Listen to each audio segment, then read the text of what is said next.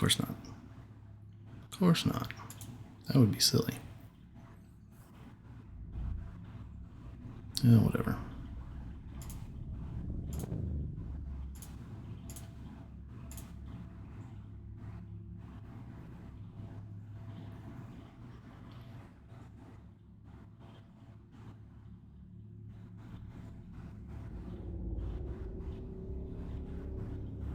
No.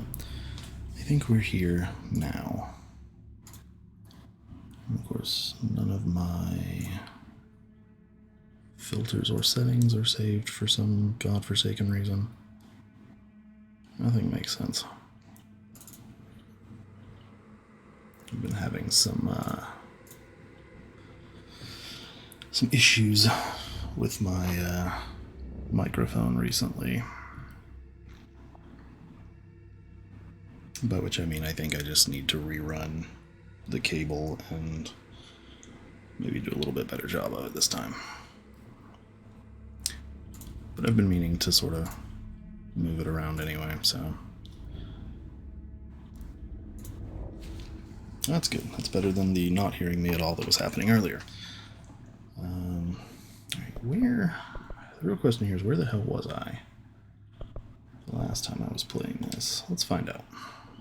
Saving downloadable content not currently available in this session. Please install Foundation. Oh. We're just going to sort of freak out here. Okay, cool. That's fine. We can do that. I'd like it if we didn't, but we can. Hello? We... Why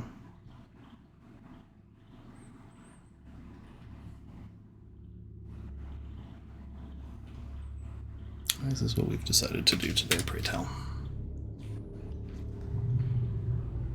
Oh, come on.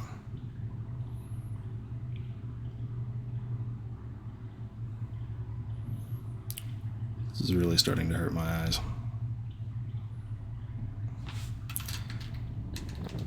Be super cool if that one... Can you kill it, or... Come on now. Work with me here.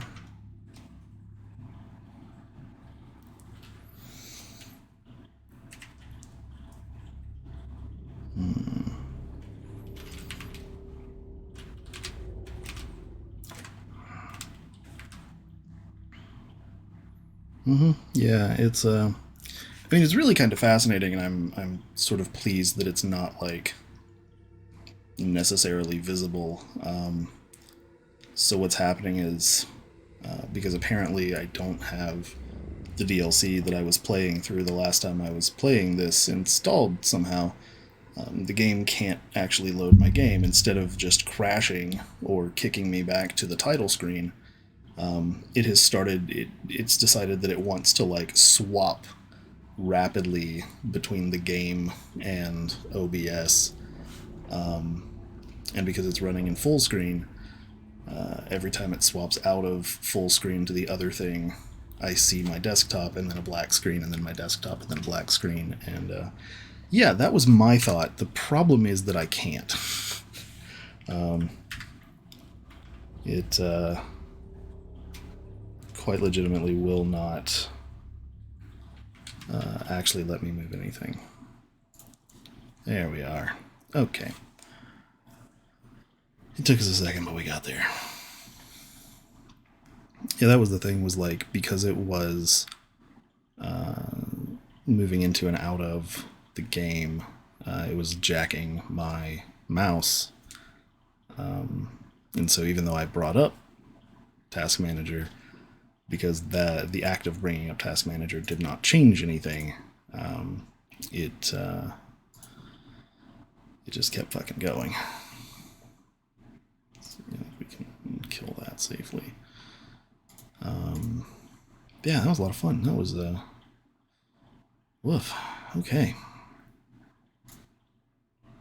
Alright, well, let's transition over here then, and see what the hell we can do. I guess I talk a little bit about what it is that I'm doing here while I've got this sort of under maintenance. Of course, I have to. Oh Lord. So the idea was that I would be playing through a specific section of the game. This is credentials you're using is invalid. Yeah, that's not true. I'm just an idiot. Through a specific section of Control, unlike most of our past streams, which have been much more complete experiences.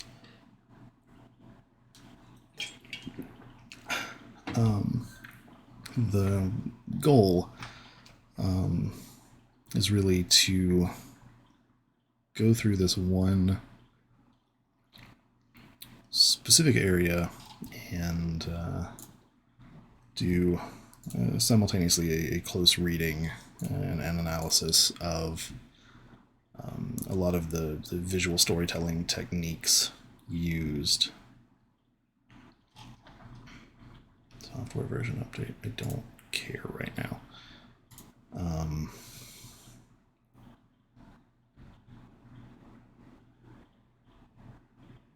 Yeah, definitely not that one, thanks.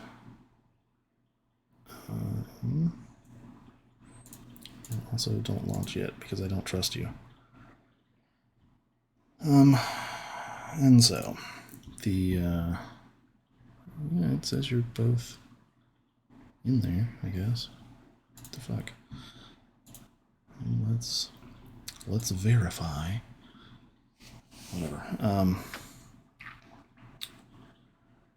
The goal is basically to look at the introduction to this book.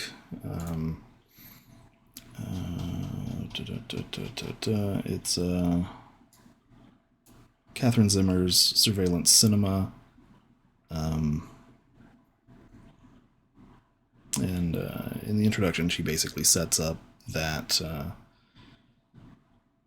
not only is surveillance a sort of ever-present facet of our lives and has been for some time, but it has affected how we approach and utilize narration in our day-to-day lives. And she, kind of talks about the history of both cinema and surveillance as separate thoughts, and then as similar ideas or connected ideas. Highlights that a lot of early filmmaking, in particular, points out vis-a-vis another writer and scholar that the Lumiere brothers' short film Workers Leaving the Factory is technically workplace surveillance, since it's filming the factory workers, who may or may not know that they are being filmed, may or may not understand what's happening, as this is a new thing that's existing. And it's not like that was a one-off. It's not like that was just a weird, thing. A lot of early film and early, movie making for experimental purposes of exercising the technology was meant to be sort of surveillance. You get a lot of body mechanics in motion. You get a lot of filming. There was one that we sort of talked about and looked at that's a female criminal being photographed and filmed, and the process of that, and it very quickly started to get incorporated into the idea that something can be watching you without having to watch you, so to speak, without having to be a person, blending surveillance ideas and philosophies into filmmaking was a pretty early thing that happened within the world of movie making and cinema and whatnot.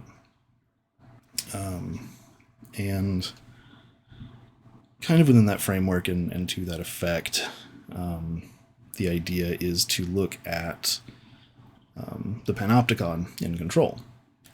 The Panopticon, of course, is named for the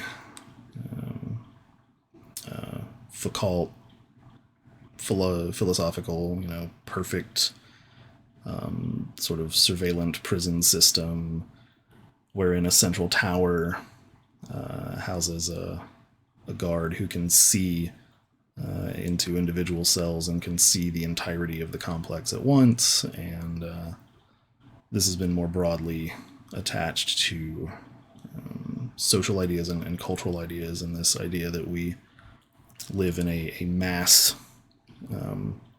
mutual surveillant panopticon now through things like social media and the internet. And it's all very disjointed right now. It's all very much something that I've been kind of sitting on and brainstorming for the past couple of weeks as classes have done their thing. And yeah, the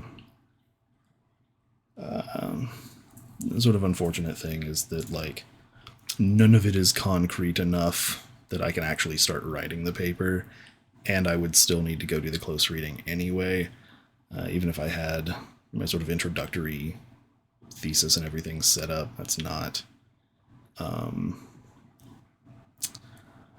unfortunate.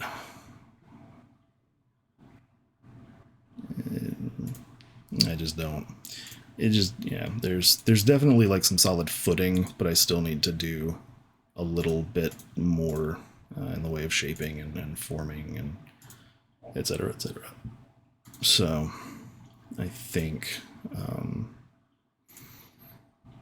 and I need to be a little bit more clear for my own purposes, what the sort of the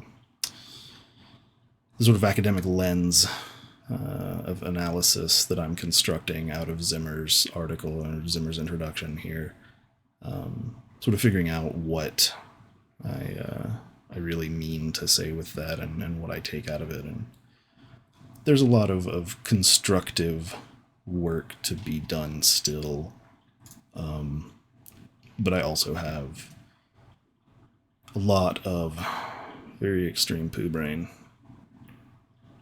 right now, and I've still got 2 days to work on this paper, so I thought this would be a good opportunity to do the close reading, to talk through some things, to pick other people's brains and look at all of that and figure out where to go from here.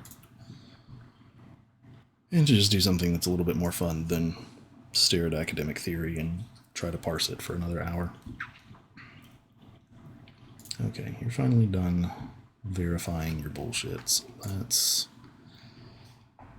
try this again. Let's see what happens. It says that I have both DLC installed, so let's hope. It's sort of hoping that I can even get it to damn work. That's the dream here. It's kind of acting like it wants to, so at least it's running the correct settings now. I'm no longer in... Oh, nope. Hang on, we're doing this again. Why are we doing this again?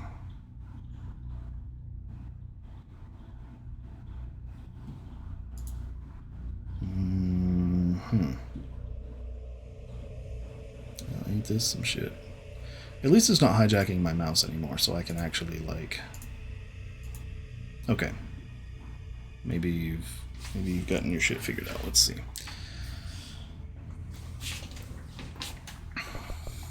I mean, honestly, if it's one of those situations where, like, I just sort of have to, like, let it blink at me.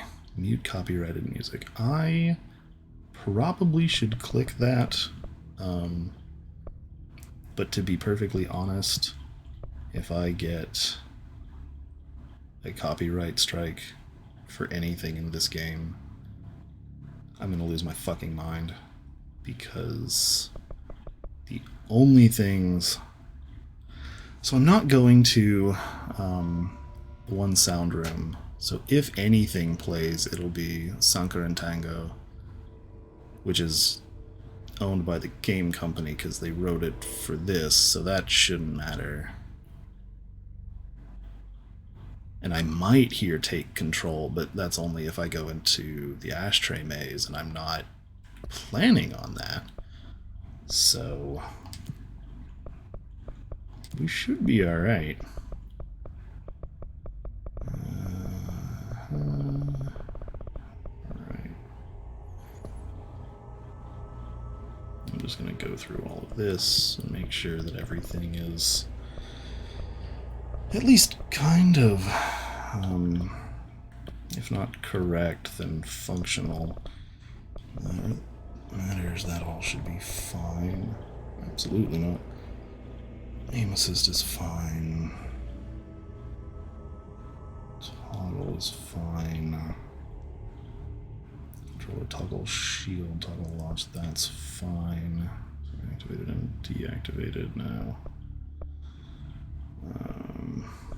Assist mode, that's handy. Might end up using that just because we are doing this as an academic exercise and not as a gameplay exercise, but really see where the hell I am and if the game will load first.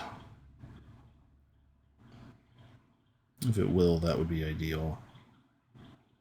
I don't remember where I am or what I was doing. Probably I had just finished Foundation and then shut it off. So I've got AEW, or AWE, Altered World event that I can do, and there's a little bit of surveillance content there, insofar as surveillance is part of the... Am I in the suit? Insofar as surveillance is a part of the narrative, but it's not really the focus of the narrative, question mark.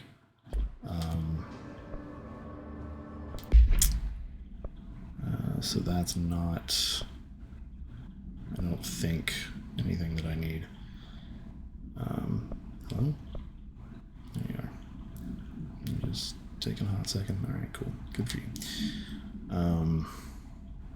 Game, please. Yeah, I don't really... Instruct to charge. Oh, I see. No, I can't do that, so don't worry about it. Central executive. What are my tasks currently? Do I have pardon me while I remember how any of this works. Yeah, board countermeasures, personal recon, or personal protection, dark place. That's probably the AWE content. Okay. Okay, so this is not what I need, unfortunately. I need to be able to get to the Panopticon. And realistically, I need to go to the... I think first appearance of...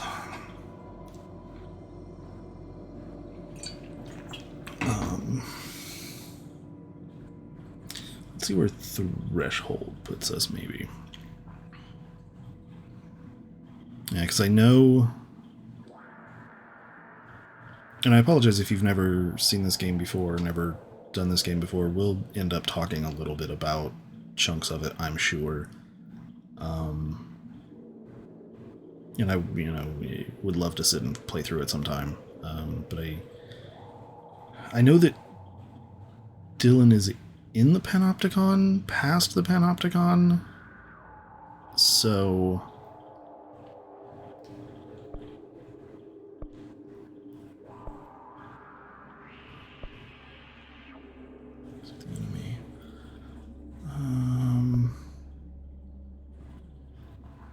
and that, I mean, arguably that means that, like, yeah, no, I'm not. I'm not. The goal is to go to the very first time that we step into the Panopticon and then go through the Panopticon. Yeah, threshold's what I thought. Okay. Let's try that. That sounds right. Yeah, this is a wonderful, beautiful game. It's a lot. There's a lot going on in it at any given time. There's a lot to unpack here. It is in that weird tale, eldritch space that I love so much.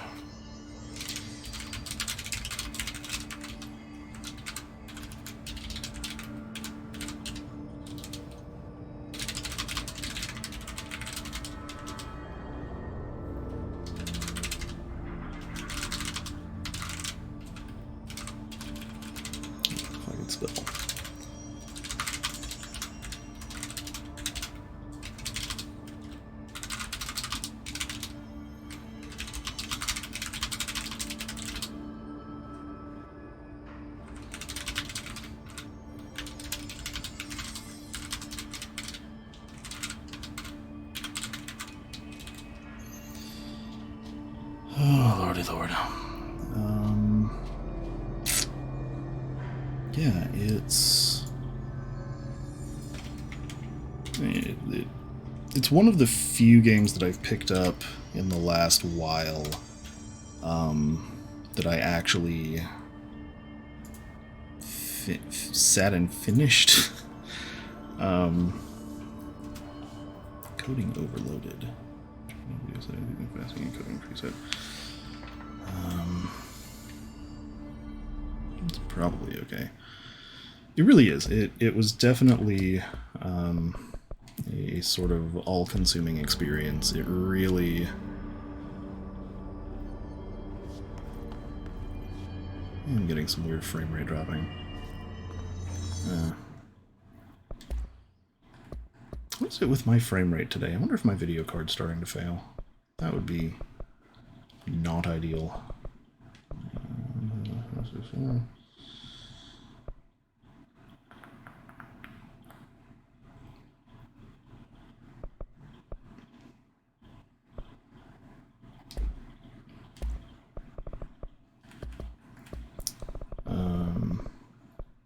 Yeah, yeah, it would be kind of a big fucking problem, actually. And I really hope that it's not that. I hope that it's just my computer being a shitlord. But that's... I mean, this is... Boy, this is a lot for what's not a particularly intensive area or scenario. So that's fun.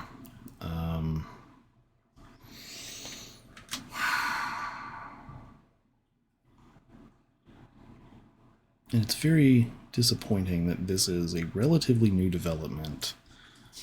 Like within the last couple of days, I've started getting this issue. Yeah, my GPU jump usage just jumped to like 90, yeah, over 100 or up to 100% there.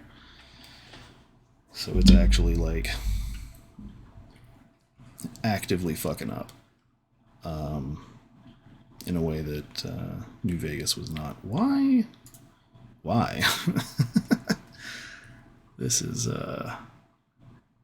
exciting. What a time to be alive. It gives us more time to talk about the game, I guess. Yeah, it's you know,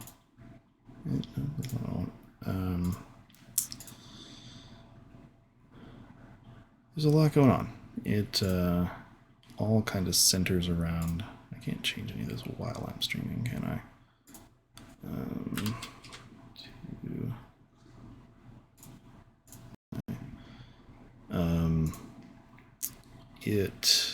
Oh yeah, that's about all I can do. All right, well, that's gonna have to work then. I'm just gonna drop our graphical settings here. I wonder if running it in DX12 would be better. I think there's a part of me that believes that that would not, but I also wonder if the newer DirectX encoding. Let's try that. Why not? I don't want to like tank the graphics necessarily, and even on the lowest settings it still should look pretty good, and it's not like it matters necessarily for what we're doing, but there is that that part of me that's just like, no, play it and make it look nice. That's what life's about. And it's not like it's. I mean, let's try DirectX 12, see if that's any better. And I wonder if I need to like update DirectX or something. I don't know. I don't know what the fuck I'm doing. I'm too tired to be problem solving while also trying to write a paper and do all this other shit. This is this is not ideal, to say the least. But hey, at least I'm capturing it all for posterity. The progress is saved automatically. Well, if nothing else, I'm not getting the weird flashing screen business that I was getting the first time through. Got that going for us, which is nice.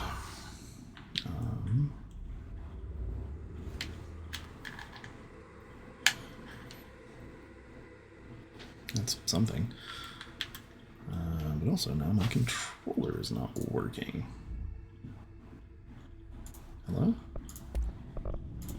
Hello?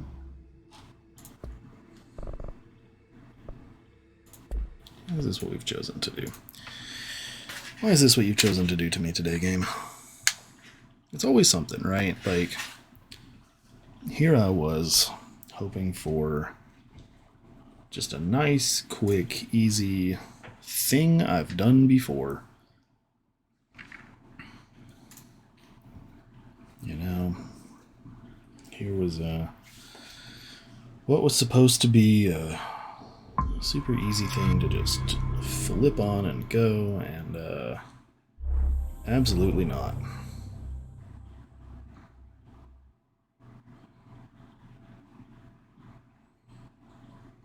Can't have nice things. We'll see. We'll see if this one, see if this is the one. I mean, if it's not the worst, you know, sort of thing that happens after this is, I just play it with keyboard and mouse, which is not ideal, to say the least, but,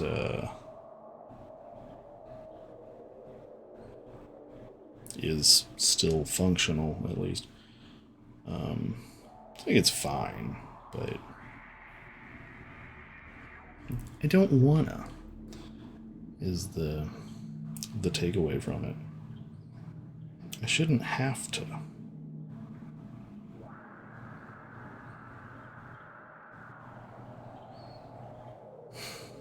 Alright.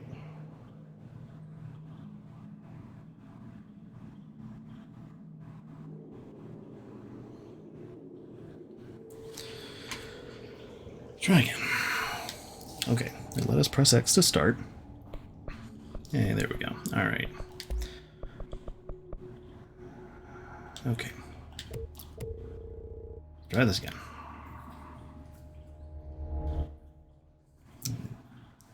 The unfortunate thing is that if I'm not mistaken, doing this, I will not have all of my weapons and upgrades and powers and things that I was used to.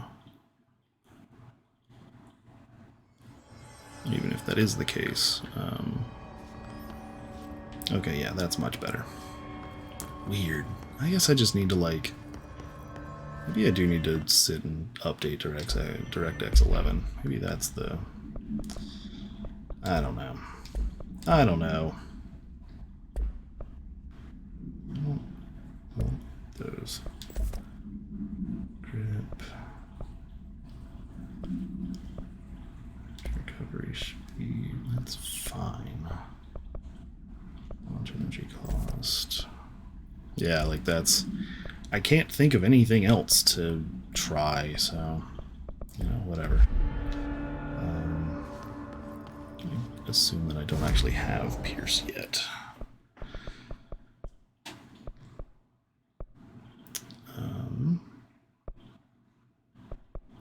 Yeah, launch damage, energy health.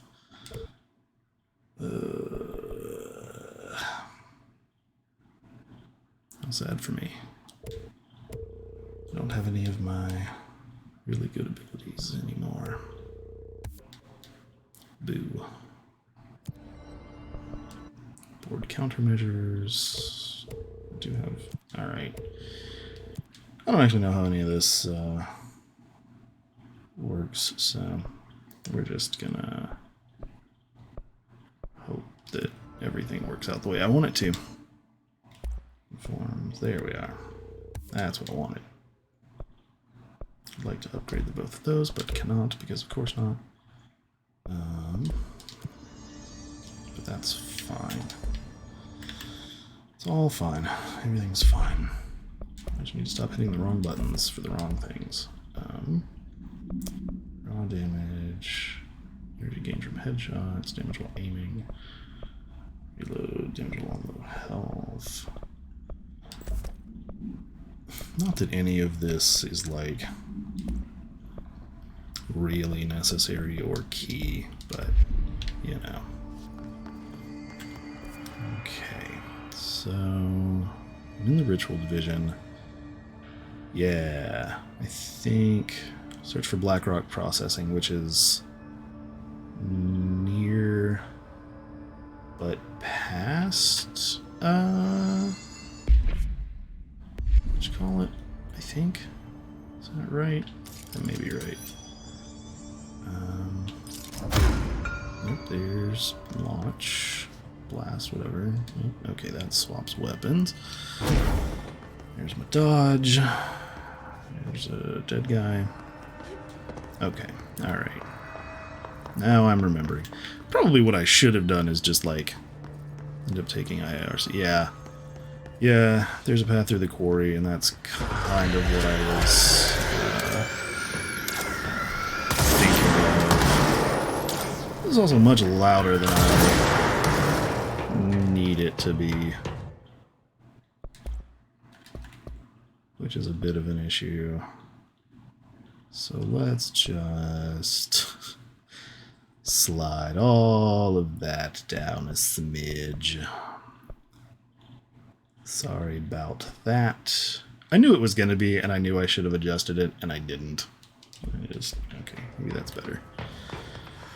Try it on 70, see if that fixes it. Also getting a little bit of the frame rate lag again. Fuck you, man. It's still a little loud. Bump it down a little bit more here.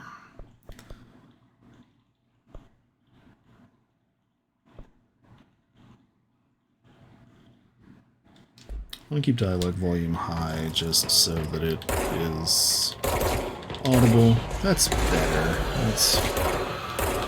That's approaching functional. Oop. Oop.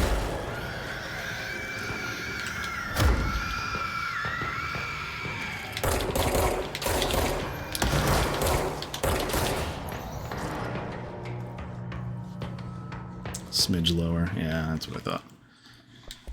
That's what I was thinking. Try it at 55. And try that, see if that works. We may bump it a little bit lower even.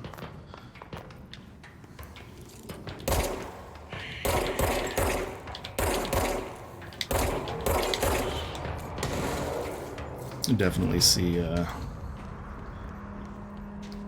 hefty amount of computer maintenance related projects in my very near future. There's shield. There's lift. Okay, great. Trying to remember all the buttons. If I were smart, I would have like started a new game and just rushed through most of it, but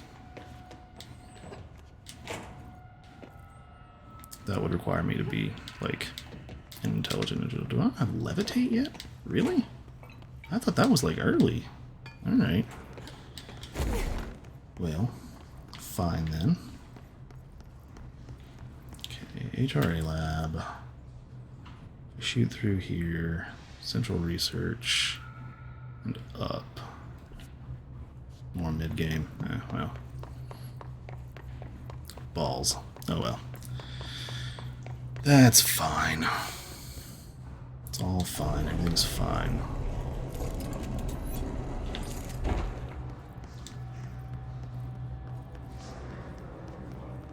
Central research. Yeah, I need to go that way. At least in theory. One of those, like, trying to remember where everything is things.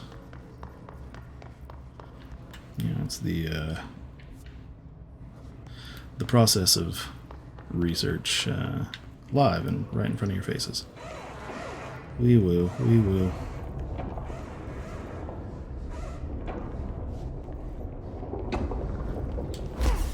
Zip.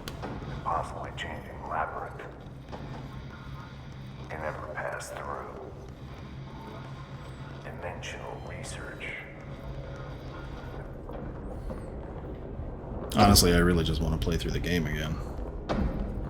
Yep, there's the ashtray maze, which is not where I want to be. Need to go, I guess, back over to parapsychology.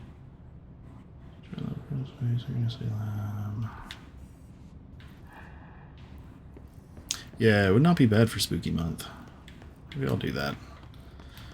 Because I am trying to, like... Most of the games that I have for Spooky Month are, like, survival horror, and this is kind of in the same vein, but not really in the same vein. And just trying to find some other things to play during Spooky Month that were not just, like, Resident Evils, or they're, like... This one is similar, but far enough off that I think it would be fine. I wouldn't feel bad about streaming this in addition to a Resident Evil or a Dead Space. Alright. Also, I just love this game, and I will take any excuse to play it, really. No, y'all should go away. Bonk. Don't shoot me.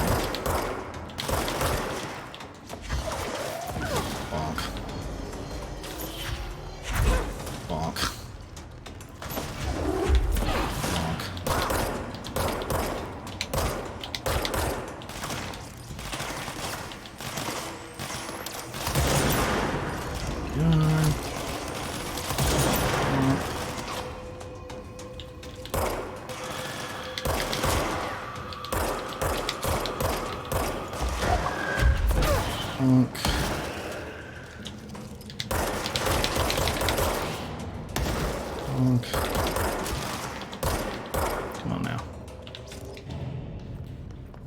Did I get too far away? Did y'all all get scared and run off? That's what it looks like you did. Yep, that's exactly what happened. Son of a bitch.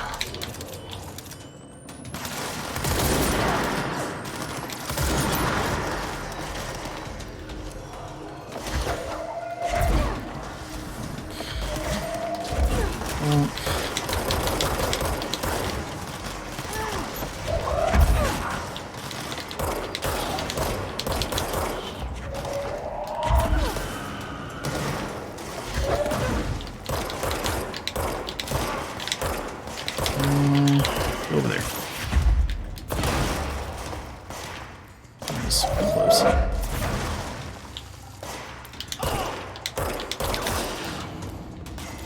You can tell I have not played this in some time.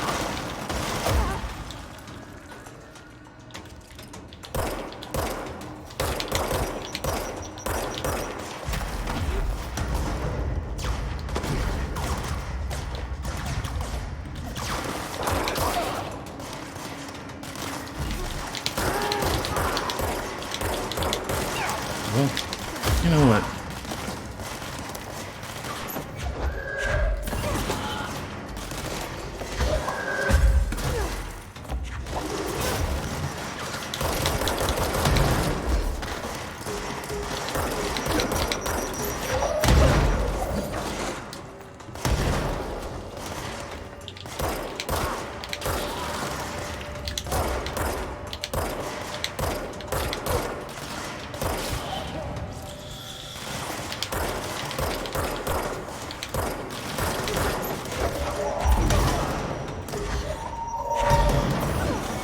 I think the unfortunate thing, insofar as there is one, is that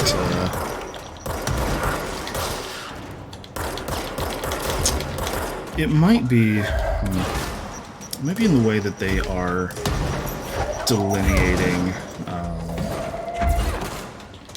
chapter breaks. And it might be that starting at my brother's keeper was the thing that I should have done. Let's actually try that instead of... let's also bump this down just a little bit further. Music volume I'll leave. The effects could be a little bit lower. If it's the... If I start on my brother's keeper, it should put me like at the beginning of that chapter, and so by the end of it, I should get to the Panopticon. If that chapter is about finding the Black Rock processing facility, the quarry, and all that nonsense. Maybe that's the play here. Let's see now. Yeah, find Dylan, containment, Panopticon. Why do you insist on giving me spin and shatter? You know I don't want them.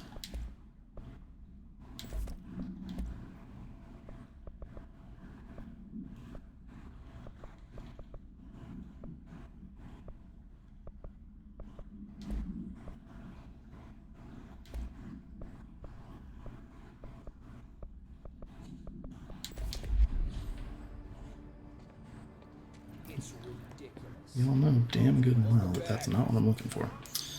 Okay, so... containment.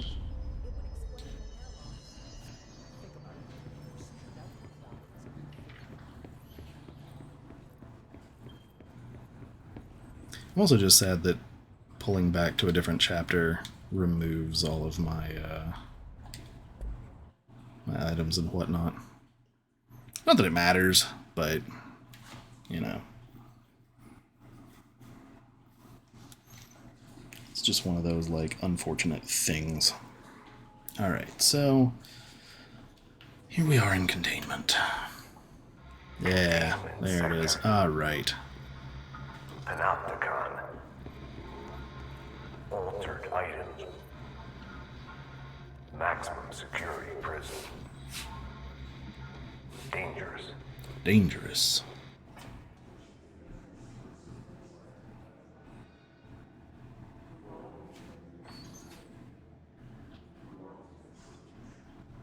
Let's actually sit and watch. No, not that one.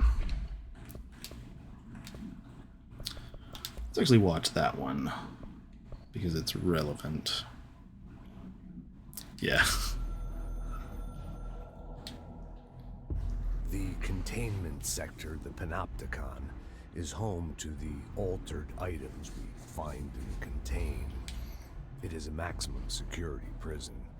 It's a vault for the most valuable treasures on Earth. It's a powder keg big enough to blow this world to dust. A temple, a place of worship filled with idols of angry gods. Okay, so since I'm here and doing this, I'm just going to take this opportunity to transcribe this whole fucking section here. I'm sure somebody else has already done it somewhere else, but I don't care.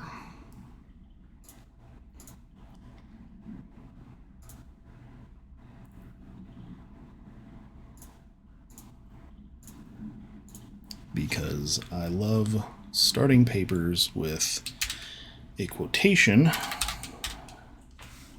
and this big old block of text here is just kind of aces for that, considering that this is what the paper is about.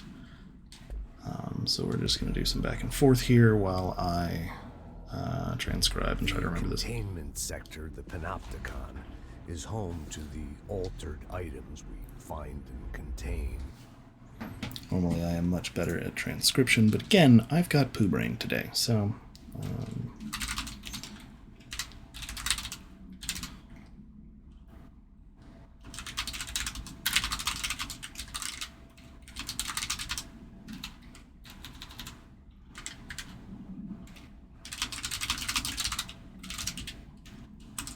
see if I can actually do this.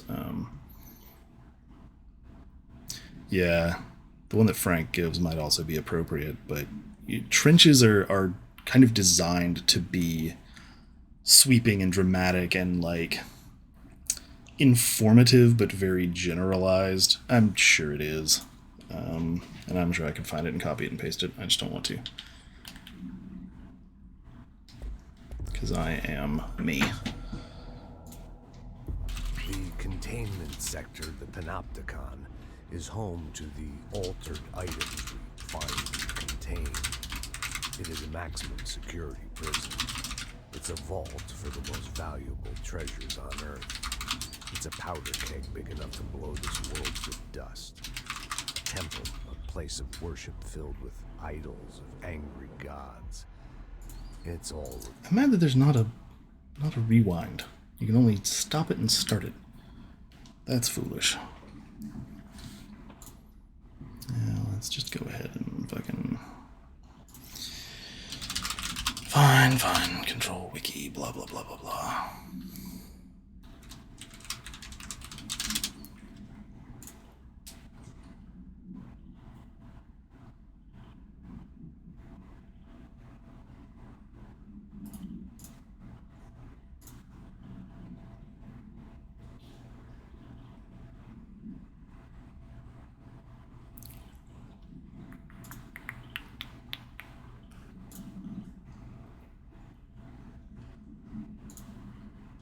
Let me just take the lazy way out and create less work for myself. You know, like somebody intelligent might do.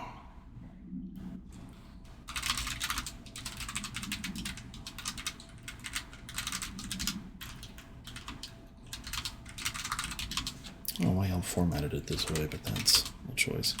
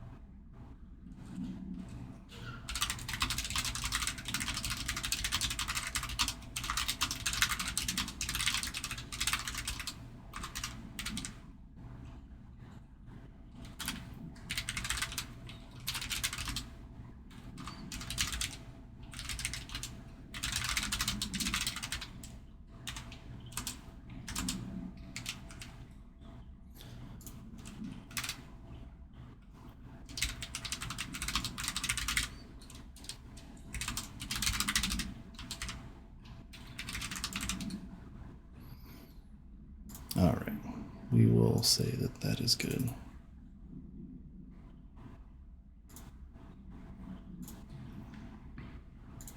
And we will continue the video.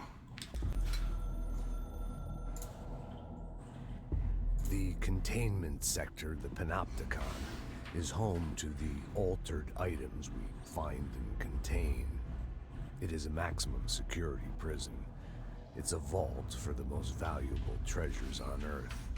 It's a powder keg big enough to blow this world to dust. A temple, a place of worship filled with idols of angry gods. It's all of these, and none of them. It's something more profound, unbelievable, unknowable. Something worse. Altered items. We've found many. They appear mundane, but nothing could be further from the truth. They're all powerful, dangerous. They press heavy on our minds because that's their nature. They've been altered because we can't stop thinking about them. We put them on altars because they're used to being worshipped. This keeps them calm. We contain them, but they don't want to be controlled. There's also a little bit of a pun there, to discover what makes them tick. which I appreciate. If this place were ever breached, it would be chaos of biblical proportions.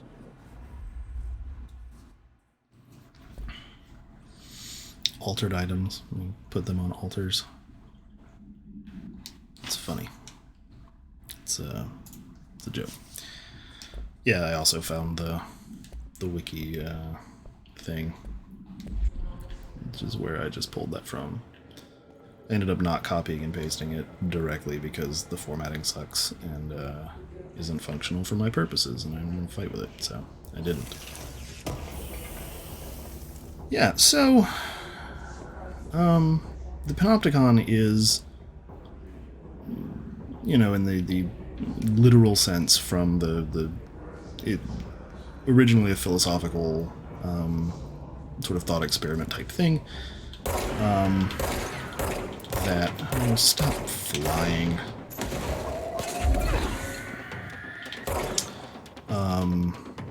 You know, about security and surveillance, and is an incredibly important concept in the realm of surveillance studies and in, you know, tech studies and culture studies currently, and blah de blah de blah. In the world of control, that still sounds really loud. Did that, like, reset? Or did I just not... Am I just not giving it enough credit for being loud as fuck? Like, that's... Oh, hello. Absolutely not. Within the world of control, it's quite literally being used as a prison because it has to be. The altered items are technically weapons, kind of. Hey, stop chasing me and shooting me. Knock that the fuck off. What if we didn't do that today? And it's functional in that way because they are mundane objects, but they are mundane objects that have been sort of granted extraordinary power through strange events and through collective thought, basically. That's a vast oversimplification, and at some point I may get the opportunity to, like, actually play some of the things that talk more about it in depth, but that's a rudimentary sort of crux of the situation type explanation. And these items, because they are what they are, because they are these very powerfully altered things, they have powers. They have powers associated with them, and they can cause a great deal of chaos, as Zachariah Trench was sort of mentioning. They can cause pretty significant damage to kind of anything and everything if you give them the opportunity. In order to prevent that, the Federal Bureau of Control here uses a wing of the oldest house to set up a prison, effectively a storage facility slash prison for these items that they call the Panopticon. And they call it that because it is on the nose exactly what it is being used for. It is a large circular prison that they place these objects in different cells. All of the cells are visible from a central point, and the guy in charge of that space basically exists to watch them at all times. In so doing, they are kept in this vault for study and for attunement and use by paranatural agents of the Federal Bureau. Like all of the powers that I am using, my ability to float once I get it. Do I have it now? Is that? I don't think so. No. I've just been like weirdly double jumping sometimes. I don't know. My ability to throw things, to shield myself with rocks and debris, all of that comes from attunement to specific altered items. Some of them you can't really attune to, or we don't know how to attune to them, or it is too dangerous to attune to them. There are, kind of as many of these things as there are sort of anything. They are widespread and very different, sort of altogether. And it's a deeply fascinating way to handle, phenomenal cosmic power, because it is like not. All right, you just do that. Okay. I don't want to say that it's antithetical to how we think of. This isn't really sentient usually, so why prison rather than Megamax Vault or something? Why did they specifically default to referring to it as a prison specifically? And beyond that, a Panopticon prison, most of the artifacts don't need to be directly looked at, so why the height and considered way too far surveillance system? I think a big chunk of it is that while it may not, speaking of, while it may not be strictly necessary for all of them, it is certainly safer, arguably, to have them in a centralized location that is this maximum security prison setup, because you don't want them to get out, you don't want them to be taken without anybody realizing it, you don't, if one agent sort of goes rogue and takes, one of the more powerful ones, or even just releases it, that's a huge problem. So there's that perspective to it. But there's also the idea that while they are not necessarily sentient, they are, and they're being studied still. So it's like, there's this element of, we don't know which ones necessarily are and are not happy and content and sentient. Let's specify like Panopticon styled vault instead of going full on prison thing. Yeah, it's, I mean, if they are treating them as sentient or even potentially sentient, a prison is like kind of the first place, because the other side of it is that this majority of this was designed by old white men in America, and in the 60s, and as they like develop a lot of these things, or at least the ones that we see, and so the idea that the people in charge of this would see sentient, incredibly powerful objects, or semi-sentient objects, or potentially sentient objects. And the idea, if the idea is to control them, then you end up with this panoptic system, because that is sort of the ultimate method of physical control, and even beyond physical control, sort of mental or emotional control, maybe even. I don't know. It is kind of interesting that they went with this. I don't have clearance level 6, of course. With that concept, and not just a vault. The fact that it is the combination is kind of interesting and different, but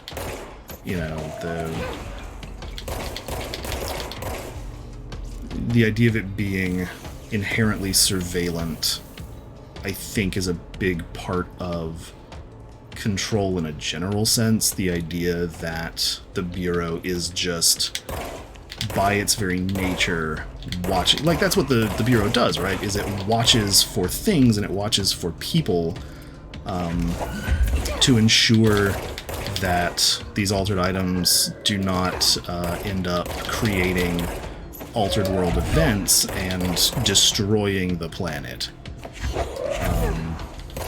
And so when you see something as inherently threatening, particularly as a federal government, particularly as a branch of the United States federal government, the first thing that you think of is traditionally imprisonment. That on top of the Panopticon just being a prison by its very design. Hey, don't spit on me, and you quit fucking shooting at me. Have we thought about maybe not doing that? So it's a... I don't know, I need to pay a little bit better attention to Frank's dialogue this time through and see if he has any insight into why it was designed that way. But that's kind of the working assumption that I'm going off of. I think deemed potentially a threat, and so are treated as such out the gate. They're guilty until proven innocent, and therefore need to be surveilled. Yeah, it's... And we do know that there are a number of them, to a shitload of them, that do appreciate being sort of worshipped.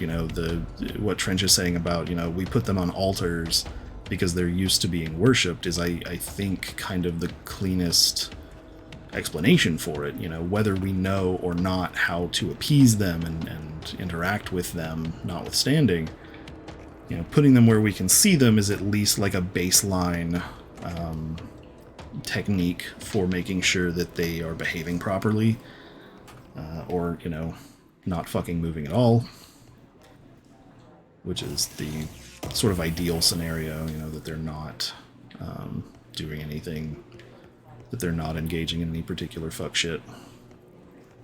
But it's hard to say,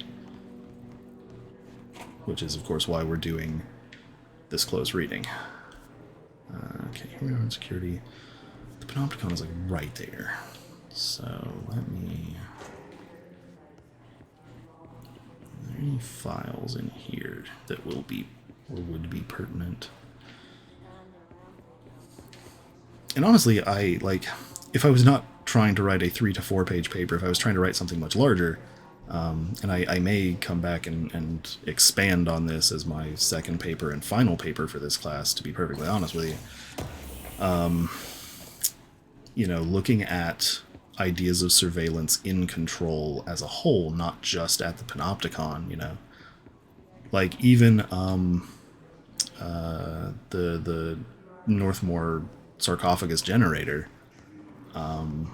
is a surveilled thing, biosurveillance and actual literal, we put a camera in here, surveillance, because it is a threatening thing to have just sitting around here. It needs to be monitored and watched because it is a threat. And that's like the way that control uses surveillance and uses surveillance to establish threat, and threat level is, I think, like that's the core thesis somewhere in there, I think. August 4th, 1964. Hang on, let me dialogue audio up, maybe. I don't actually know if this counts as dialogue or not. We discovered the oldest house while investigating Okay, there we go. a suspected altered world event case Just gonna in have the to New get York closer. City subway tunnels. Here we are. The agents found their way up into the building. Once we became aware of it, it was there. For the rest of the population, it was hiding in plain sight. A slippery blind spot, seemingly discouraging observation. It's, The oldest house itself having, by its nature, anti-surveillant properties, being incapable of surveillance until it has been perceived, is a core narrative mechanic for the Federal Bureau of Control and for the oldest house. So, like, already, you know, at a base level, we are talking about surveillance cinema and surveillance media because the oldest house, the building that this takes place in, is immune to surveillance by nature. So, like, we're sort of on the, like, it breaks the rule of surveillance cinema by being unable to be surveilled. You know, we are, to pull it to a meta point, we are engaging in a rare moment of surveillance cinema just by being able to see inside the oldest house and witness the events therein. Now, obviously, you know, that's a very meta-narrative perspective. You know, we are effectively seeing through the eyes of, over the shoulder of Jesse Faden, and,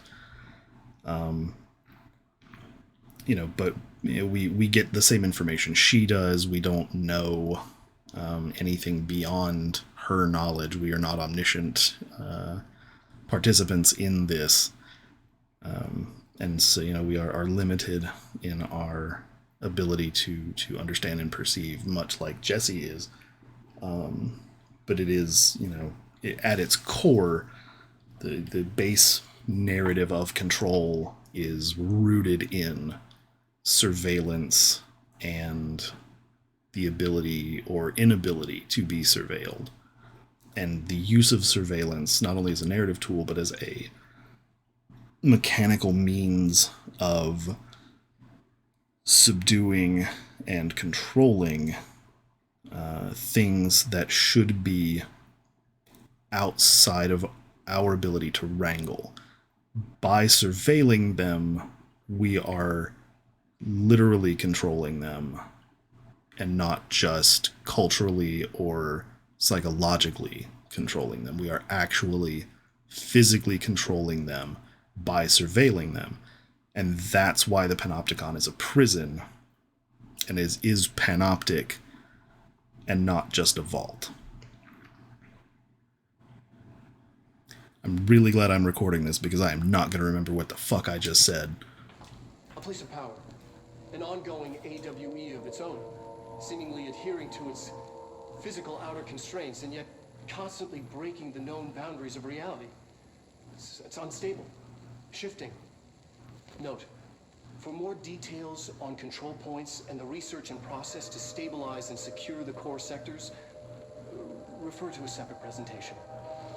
After extensive research and investigation, the Bureau made the building its headquarters on November 13th, 1968. The Federal Bureau of Control was never out in the open. This was always an obfuscated, classified top secret operation. So imagine our surprise when the building's observation-resistant aspects began in some unquantifiable way to affect the Bureau as a whole.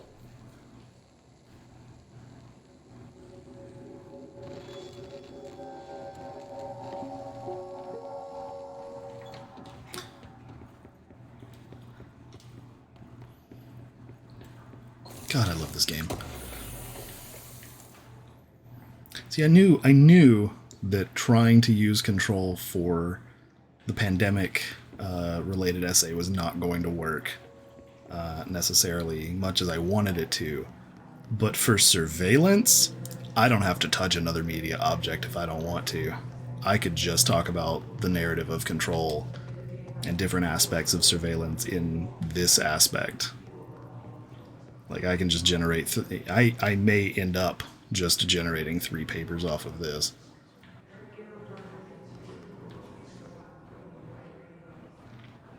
Okay, are there any other files? There's a shelter. I might have some files. Yeah, Casper Darling is a great character. Big fan. Storytelling powerhouse. Narrative MVP.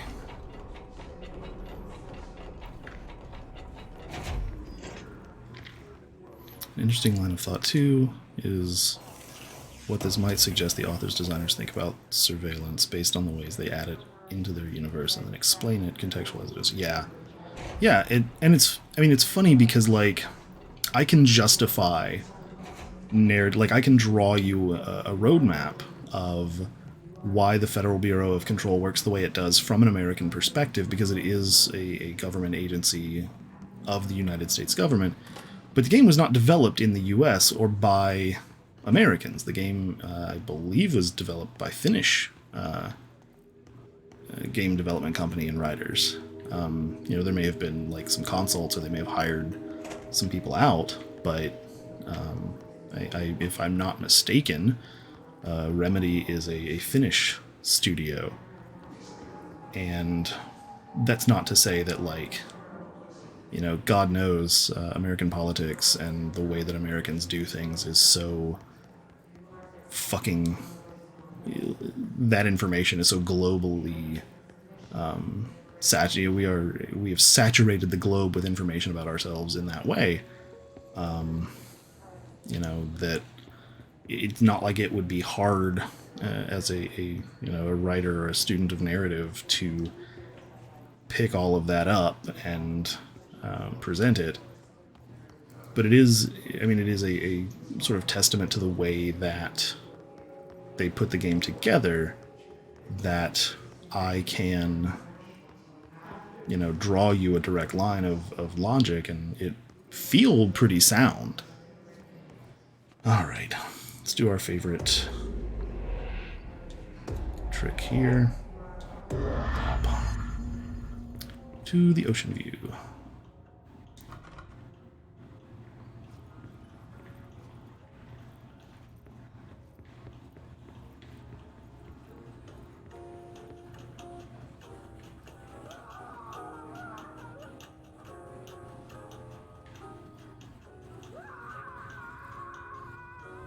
I really want to know what the fuck's going on in there.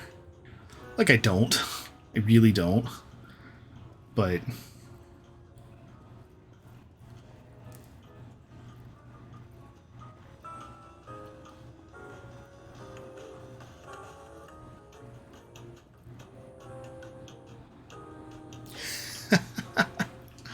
That's really unfortunate, yeah. Ding. And a door opens. And everything's on upside down. TV. Yes, all that shit.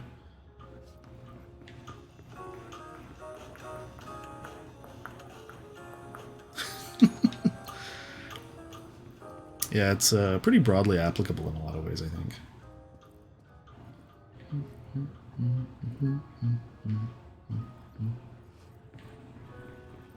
Normal room. Ding.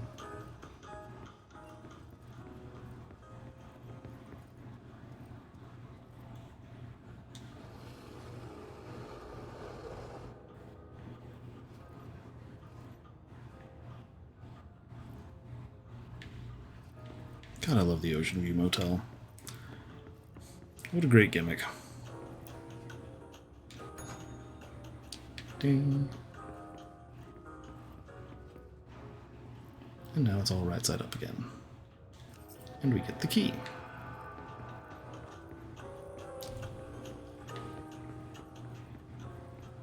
Although I am sort of deeply uncomfortable that I have no access to any of my powers or weapons in here. I know that it's not a dangerous space necessarily, but... Click. Click. Click. Notice, Ocean View Motel and Casino entry point. Catalyst, light switch. The law of 3 applies. God, I love that stupid thing. It's been a long time since Dylan and I knew each other. I've wondered about him. What kind of man he'd grow up to be. Were things as hard for him as they were for me? Maybe in here, they were even harder. Alright, Archives, P6 cell. Ah, here we are. Welcome to the Panopticon.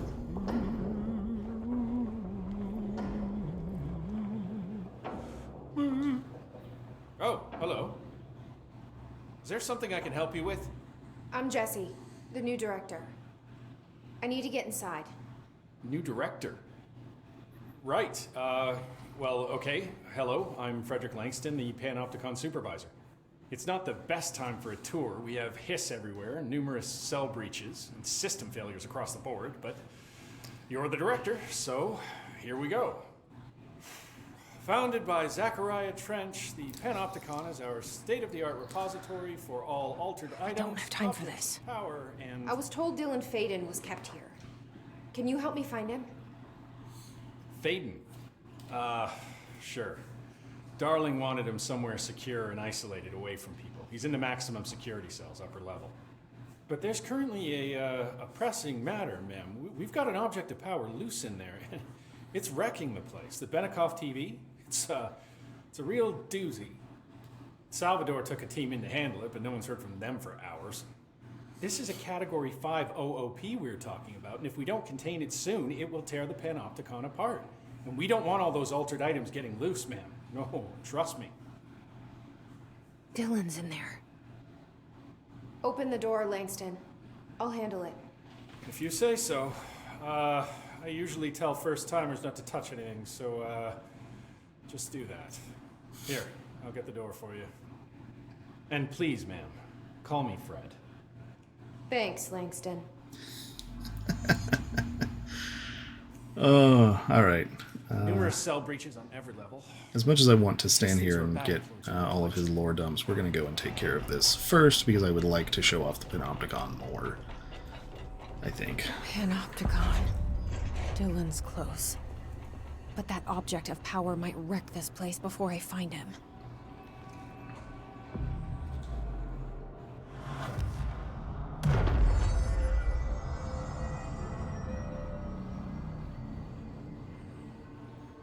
Here we have the titular Panopticon, separated into a fuck ton of levels that go up into the sky. I think the only relevant ones we will be seeing are 1 through 5, if I'm not mistaken. Hey, it's these assholes again. What a surprise.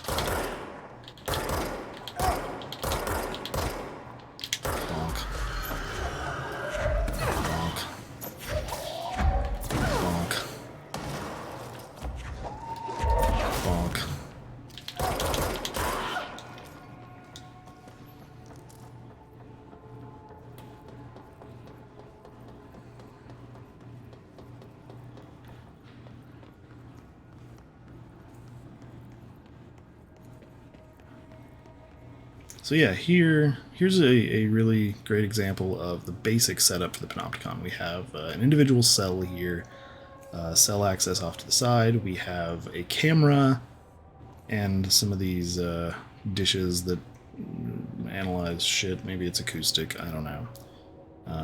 Computer setup, basically a place to sit and research the object and look at the object in a padded, soundproof cell. And with the camera attached, the object is functionally kind of always being looked at. If I recall correctly, some of them also have like stations set up for people to sit and stare at the objects because they require an amount of direct physical presence, not just digital. One of the more interesting things about Control and the way that it handles these objects of power is the notion that you can kind of bend the rules for how this works through digital means, you know, which is kind of a fun, like... Something went wrong with the Bureau's plan to make Dylan the next director. Marshall made it sound like it was what the all word I'm looking Dylan's for is. fault, but how much of it was what the Research Bureau surveillance and, like, dictated? worship surveillance. Yeah, basically. I don't think she's telling me everything.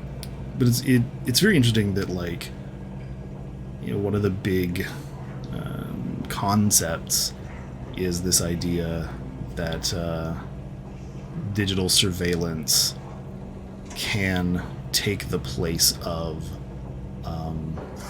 very real surveillance and very real physical action, you know, which is a as much a piece of social commentary as it is a narrative world building concept. Let's see, like, there's nothing in here, which is sort of scary. There's my other control point. Oh, yeah, there it is.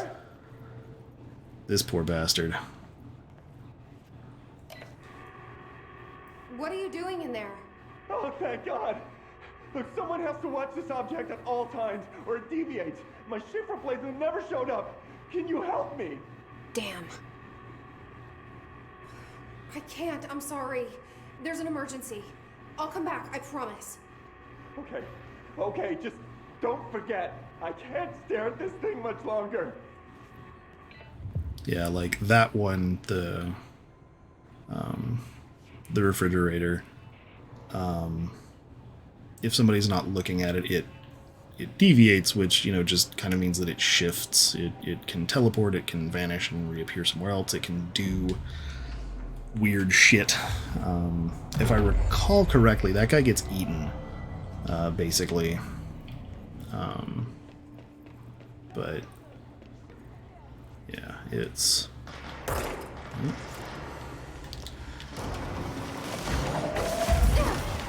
Hey, don't do that. Fuck you. Bitch. They're airborne! Sure are. Yeah. Whack.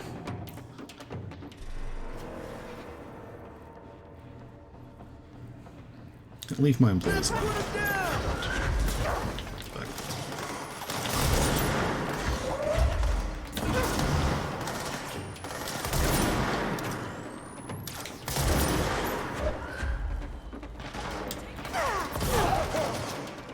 Why would you walk up to him chasing me? Alright, well, whatever. I know why you did it, but I don't know why you did it. Your poor AI got broken, I get it, but also stop it.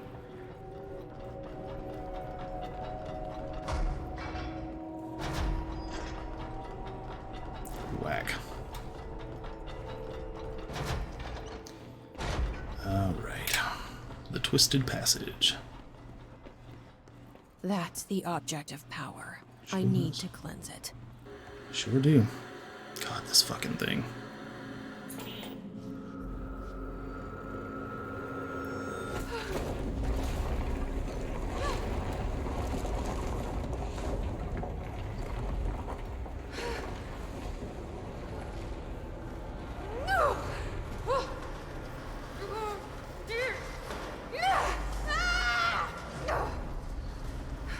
Ow.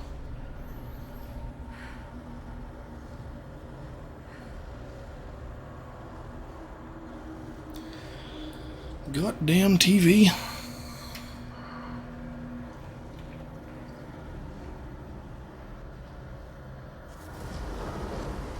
Come on, finish your introduction so I can chase you down. Let's go. Get your shit together. Cleanse the Benikoff TV. Oh, thank you. Okay. I do love the shifts into the thresholds. They're all quite fun.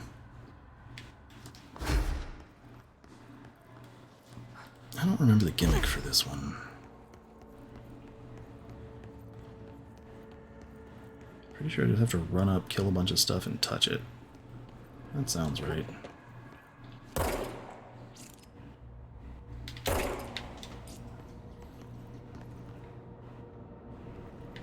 Yeah, it's just like an arena fight, basically.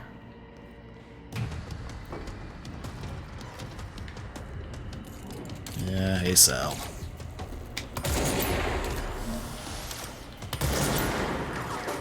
Sorry, buddy.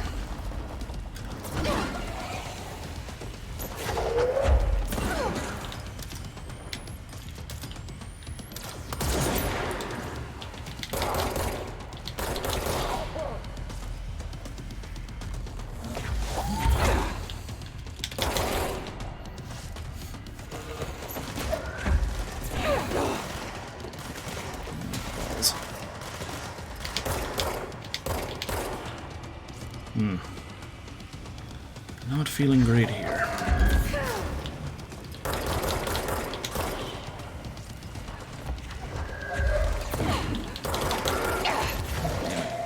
Let me just fucking shit.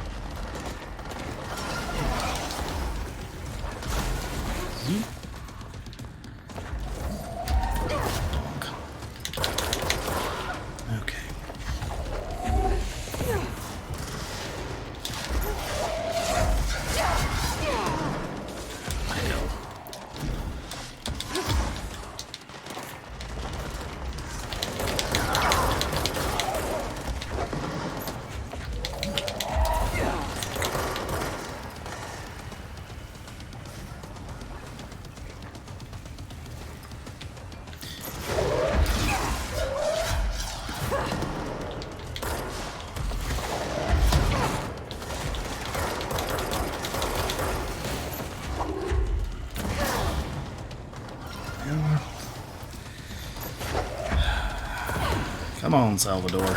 Just, no. When I said that, I didn't mean come here. I meant... You know what? Forget it. Can you quit throwing shit at me, please? Can you not be that guy right now?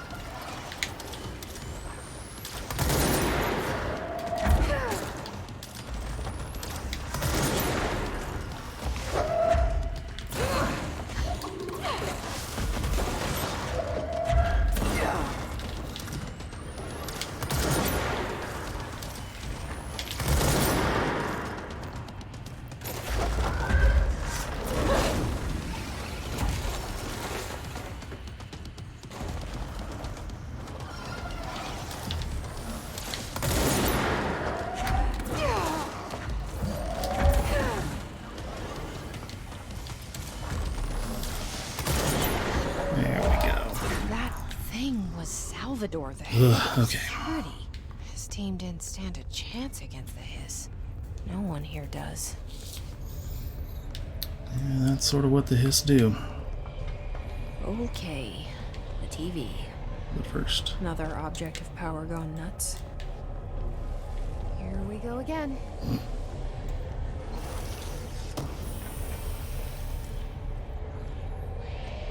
Okay. Time to cleanse the TV.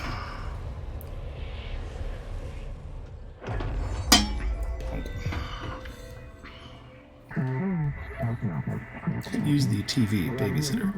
Levitate superhero over the obstacle. That's the one that gives me levitate. Okay.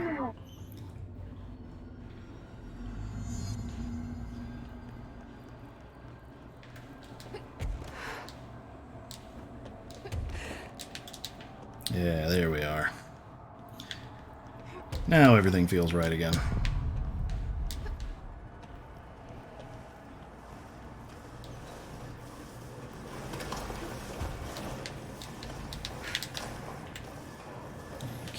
float, if I remember correctly, which is the whole point here.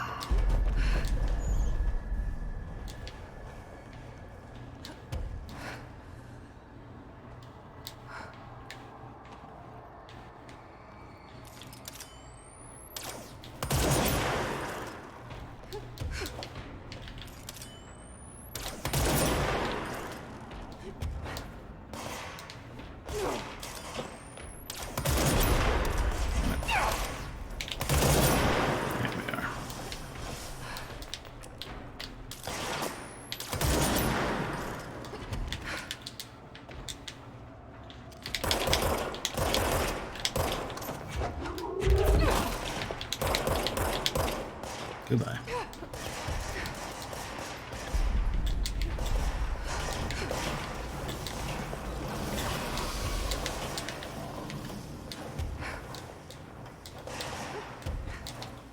Up. Up.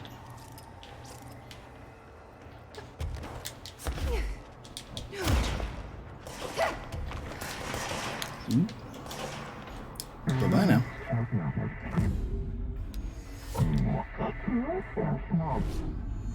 Okay, dealt with the TV. Now I can find Dylan.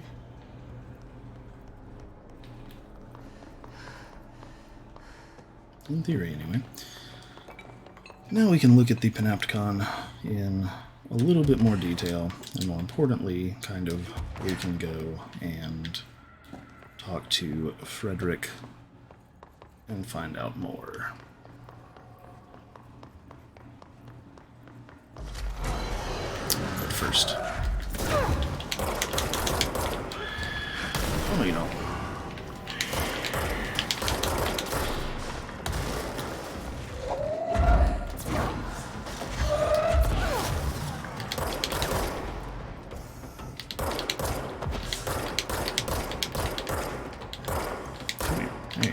There we go. Okay. 1, 2. Beauty. Oop.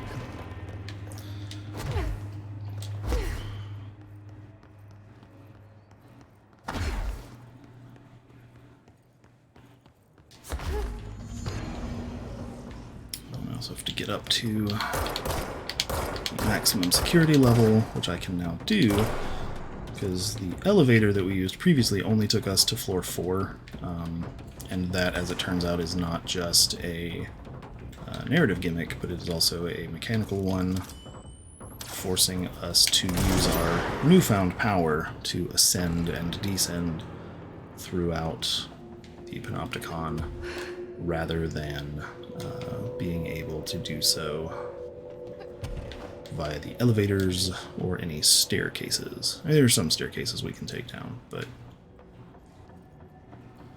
the game kind of wants you to levitate through here and learn to use the power and etc, etc. Trying to be, good design and all that. We can also go look at some more of the objects because, okay, yeah, as we're making our way through that, this is a good spot to kind of look at it all in all of its glory. Yeah, we don't go above floor 5, primarily because, as you can see, floor 6, floor 7, floor 8, and however high up it goes, don't actually have any signs that tell you what's on that floor. Like floor 4 is fort units, floor 2 is archives, floor 1 is the fire break, floor 5 is P6's cell.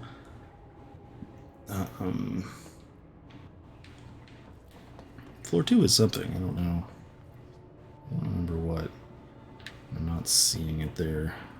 Maybe we can't actually get to floor 2, but... Or did I say floor 2 was archives? Is it floor 3 I'm thinking of that doesn't have a marker? It might be floor 3. Each of them has like a specialized, like, this is the thing that this floor handles, in addition to all of them having object of power storage. Like each of these sets of 3 wall panels houses a cell. Effectively, there's a cell behind those walls, and they all can open so that the object itself can be seen, and so things going on there can be seen. or not, depending on if the object needs to be looked at differently or something. Each of the cells themselves has a set of shutters that can be opened and closed. Most of them that we see are going to be open and are going to have either something in them or nothing in them. But we will see some of them where the shutters are closed for whatever reason. It is simultaneously set up, as we were talking about. Yeah, there's a birthday balloon. It is simultaneously set up as a research observation section, a maximum security prison, and a vault for powered objects. I think part of the reason why it's a prison also is just because you, like... I don't know. I don't know necessarily if there's a lot of wisdom in Dylan. So keeping close. your powered individuals in maximum security prisons in the vault where all your stuff is. I don't, like, I recognize the desire, I guess, to keep all of that together and in the Panopticon, and so, that may be a part of why this is so prison-like in its design, is that it is... Can you hear me? Yeah, Jesse. ma'am.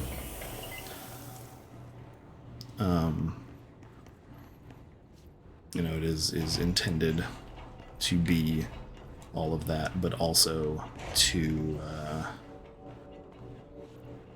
house prisoners and prevent them from being able to cause harm or damage with the objects of power. Jesse. Emily? He's gone. Dylan isn't here. He might be nearby. Or maybe the hiss got to him. I don't know. Jesse, listen. Dylan's here. With us. He just walked in. He says he is giving himself up. He's been affected by the hiss, but he is different than the others. We must isolate him. I'm on my way.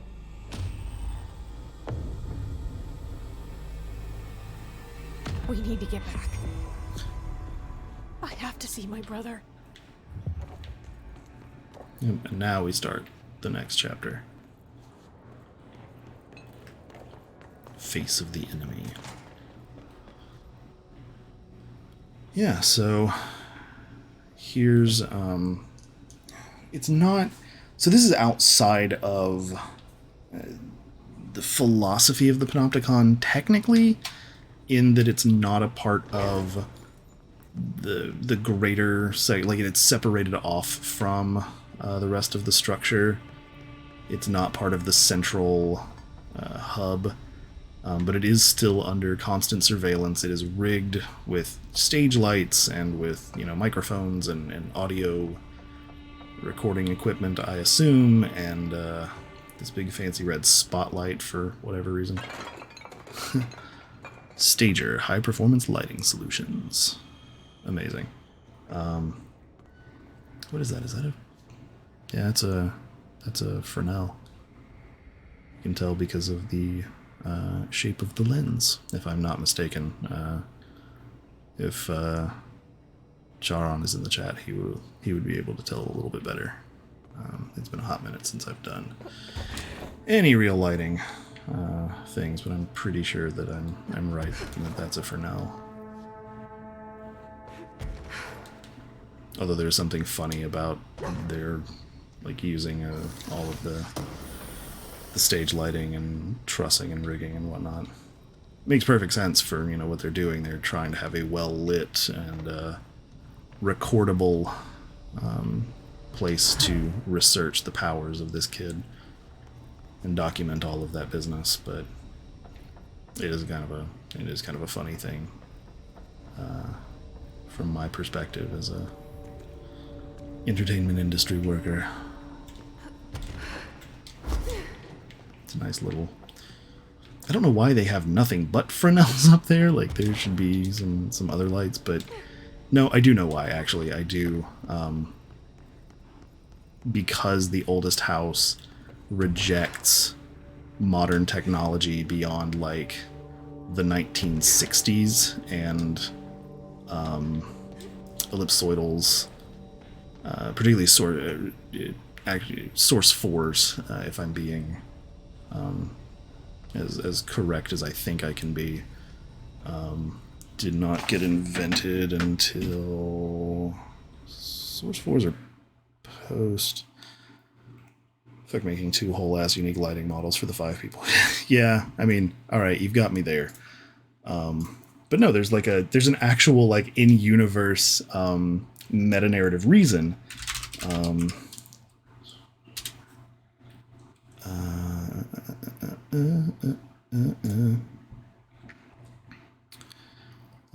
Ellipsoidal reflector spotlight.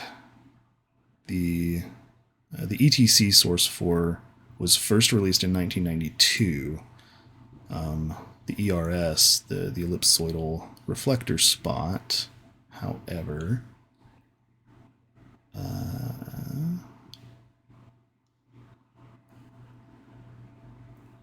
updated the traditional design. Yeah, that's great. When was the first one?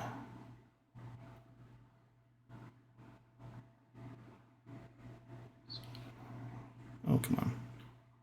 Don't fail me now, Wikipedia.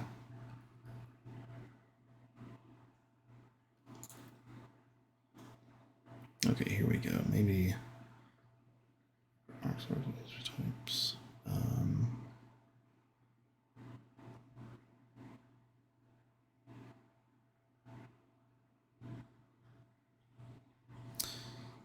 Swiddle, reflector spotlight. Oh, come on.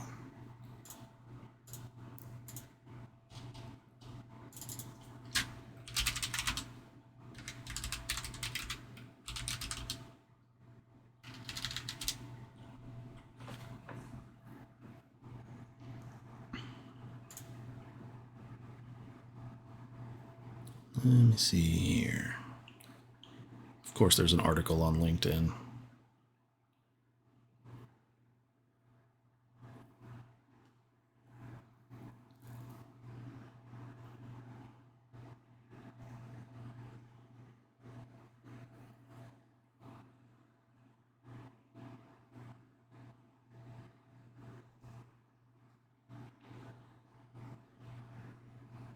Interesting. So, I guess depending on who you ask, it's unclear. Conventional wisdom, or at least the most accepted story, is that Stanley McCandless invented it.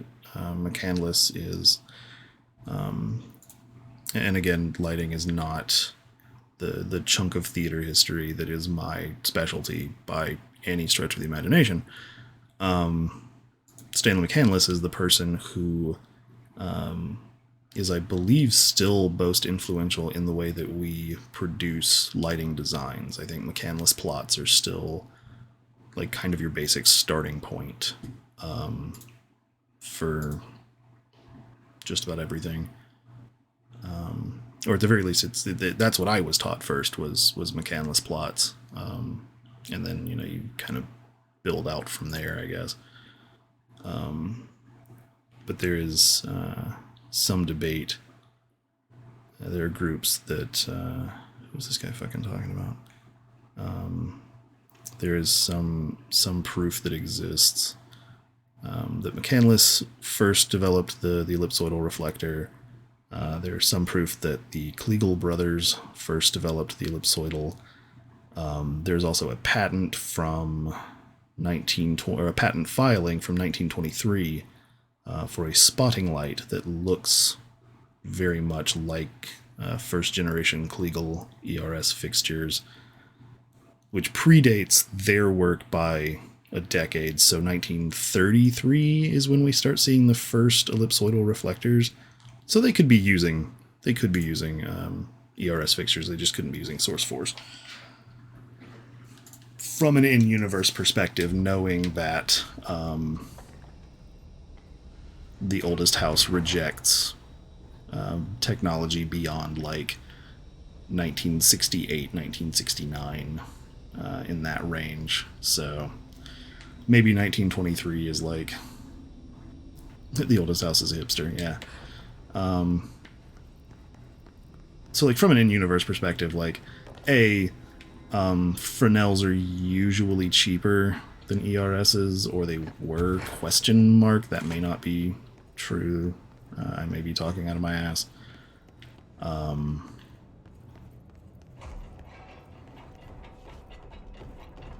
Probably they're cheaper to get secondhand for sure. Obviously, it can't be any LED fixtures because LEDs are far too modern for the oldest house's tastes. You know, and Fresnels are fine lights. You know, they are perfectly functional, perfectly fine. But it is funny that they took the time to model and put together this lighting fixture. And I deeply appreciate the attention to detail, because it is the lens of the Fresnel that makes it recognizable. That's the thing that I was taught. You know, if it has this lens, it's a Fresnel. I think that's what makes a Fresnel a Fresnel. And so, like, it's an iconic shape. It's an iconic sort of thing, and so it makes a lot of sense that they would do that in that way. It's probably one of the first thing that pops up if you search for stage lighting. But it also, like, from an in-universe perspective, Fresnels are much more widespread, or were more widely used, question mark, before. Like, ETC's Source 4 ellipsoidal is a technological game changer in lighting technology. In 92, that they first started releasing those? I don't know. But, like, my understanding of it, and this is, you know, 8 years ago when I was in stagecraft, knowledge that I'm working off of here, so bear with me. My understanding is that prior to ETC's Source 4, while there were ellipsoidals, you still primarily saw Fresnels and Parcans being used, more so than you saw ERS lighting.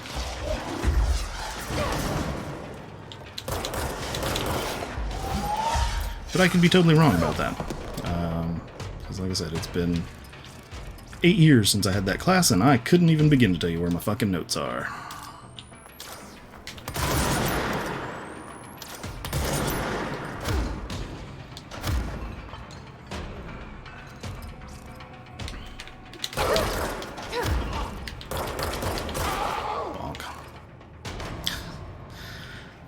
I mean, you know, it kind of comes with the territory a little bit, but because once upon a time, my intention was to be a technical director, and you have to know these things when you're a king. Hey, what's up, buddy? This is Control. You have missed kind of the lion's share of a lot of what we're doing here. But you're just in time for the sort of walkthrough of this area and the lore dump that we're approaching as we make our way down the stairs. So this is Control. It takes place in a building called the Oldest House, located in scenic New York City. It is the home of the Federal Bureau of Control, a obfuscated, shadowy government agency that deals in altered items and altered world events. Their job is to protect and prevent reality-shifting events from occurring, to research and hanging on to objects that grant paranatural powers. Yeah, I played this a while back. I don't know that I ever strum it, but I think this was before I was streaming with any regularity. But I played through it, and it's one of the few games that in recent memory I have picked up and not been able to put down until I was done with it. It is very engrossing. It's really cool. It's a fantastic little game. I do strongly recommend it if you want like a weird sort of creepy game. Probably, yeah. It released in 2019, so I may have been playing it when Once You Visited. Maybe it wasn't. I don't know. I don't remember.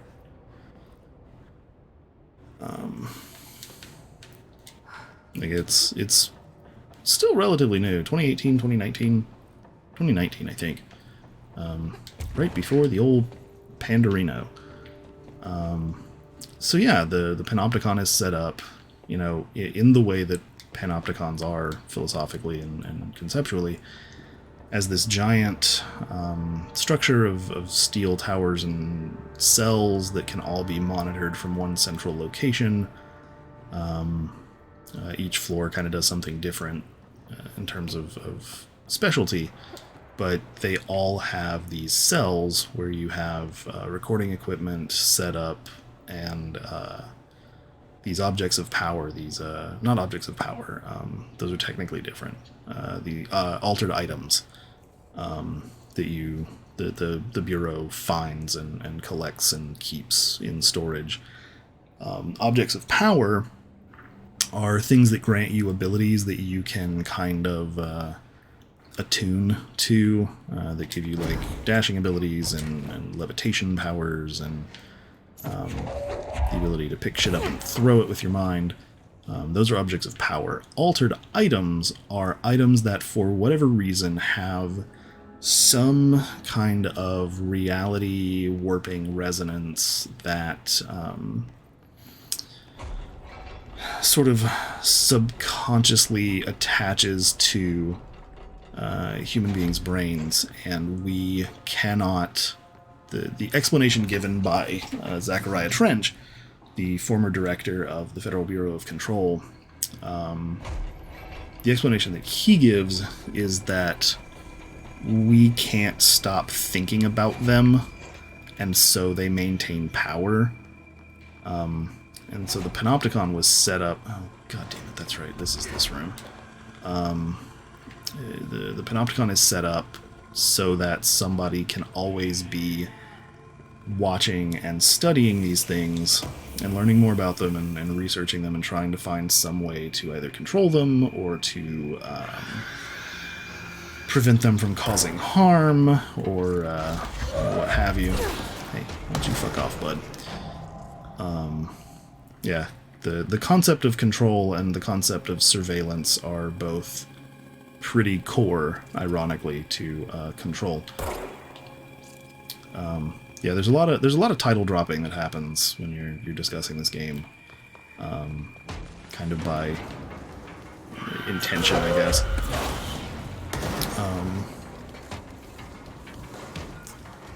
Something actually chasing me, or is it still just on the floor? It's still just on the floor, I think. It's hard to tell. Yeah, you fuck off over there for a while, my guy. Yeah, so the sort of goal here... Get out of here. Hey, why don't you fuck off? The goal here is to develop a thesis of some sort. Oh, Jesus fucking shit. Damn it. Ass. Fuck off. Hey, don't touch me. The idea is that I am trying very hard to develop a thesis for a short 3 to 4 page paper that sort of analyzes and does a close reading of this game, of a media object or text. And so obviously, while I could do something about all of Control and am very, very strongly toying with the idea of writing my other papers about it, and eventually, you know, my final paper for the class being, you know, a culmination of those efforts. Hey, why don't you take that back? I don't want it. Nope, nope, still don't want it. You know, we're basically going around looking at the Panopticon itself, looking at the objects that we can see, looking at the design of it, finding all of the things about it that balls that function in the damn it, piss off, alongside the classic interpretation of the Panopticon via Foucault's writings and conceptualizing of the thing. I'm also trying very hard not to die, and no matter how many times I adjust the volume, it always seems like it's too loud.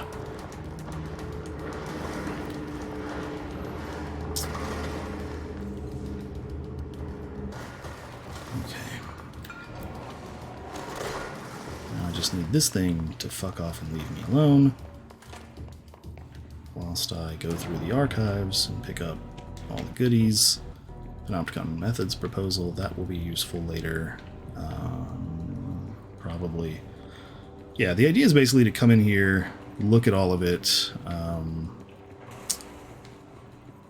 figure out what's functional, find all of the, like, side pieces of research and documents and whatnot, and, you know, find things that are functional and useful, and then discuss them within the framework of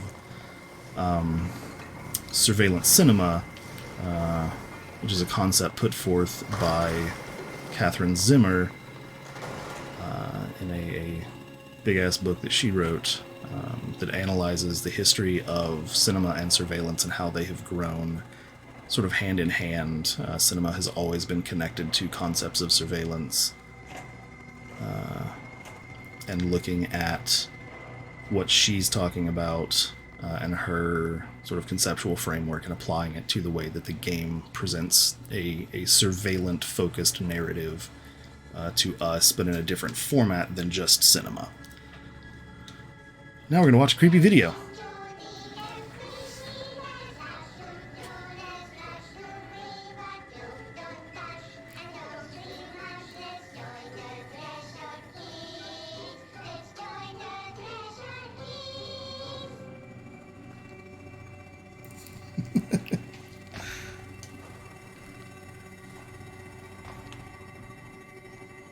No, this is important. I promise. This is, TV!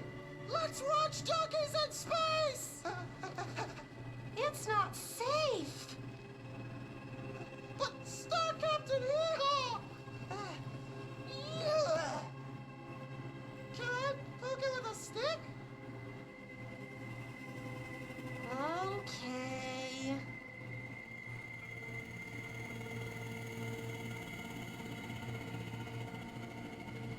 Bureau rule number 74. Always be suspicious of things that weren't there before. What?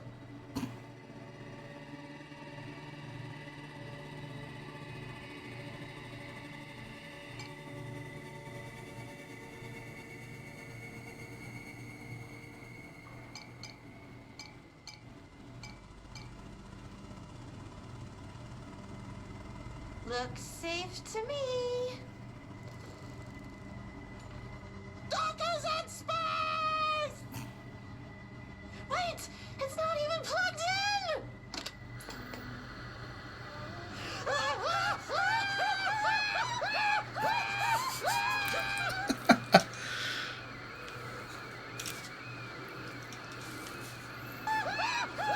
like how the audio cut out for a second there. Jesus. No, that's, okay, so jokingly, that's important because I just think that that's a hilarious, in-universe way to explain things. Those videos, the Threshold Kid videos, are put together by staff members of the Bureau in order to teach the guy that we're actually supposed to go and meet after this chapter, who was brought here as a child, in order to teach him how to navigate the Bureau as a child. And, you know, because you can't tell a child that it's, you know, a paranormal phenomenon related to the alteration of reality in an acute locale. Like, you can't do that and expect them to retain fucking any of it. But if you make a funny, really bad puppet series about it, then you know, they'll remember that shit, at least for a little while. But it's also actually kind of important because it gives us a glimpse into... Oh, piss off, I'm busy. It gives us a glimpse into, like, how the employees think about a lot of this.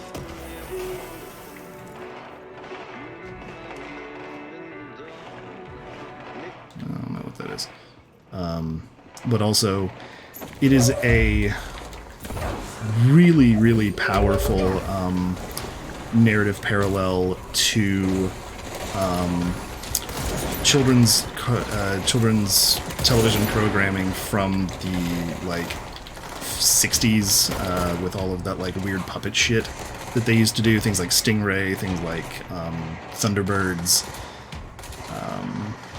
You know, the stuff that's, like, past the Howdy Doody era but isn't quite like cartoons yet, in the same way that, like, Beanie and Cecil were.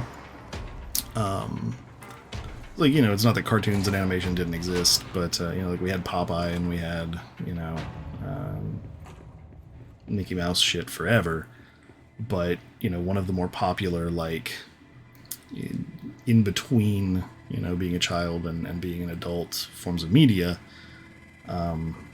was these weird puppet series. And so it's very funny that I would have to find the relevant documents again, but I want to say that the reason the Threshold Kids exist the way that they do is if they don't explain that it's like, oh yeah, we did this because it's what we could do, which I think is the reason they give.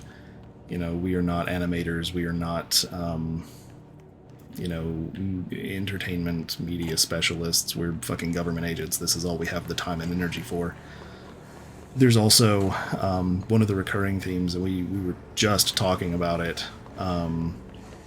for a completely unrelated thing, or I guess not completely unrelated, but for an unrelated thing, is that for whatever reason, the oldest house, the building that we're in, kind of like mangles technology from after like 1968, 1969. And so there's a part of me that's like, yeah, they're making this because it's what they have, like, they were just like, oh yeah, we'll just make, you know, a puppet show. Like, it's easy to just cut these little shitty cardboard figures out and record it. There's a part of me that also wants to believe that they are doing it because they tried other things, and the better they made it look, the less functional it was.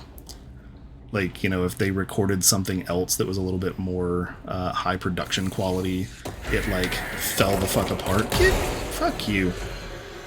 Illegal. You know, like the oldest house ate it or something. Like that. And I don't know that that's necessarily a true thing, or like something that I can say with any sort of definitive authority. But it is a really funny concept to me.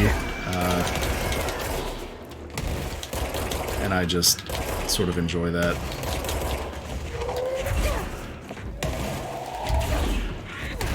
I would enjoy it if that were canon.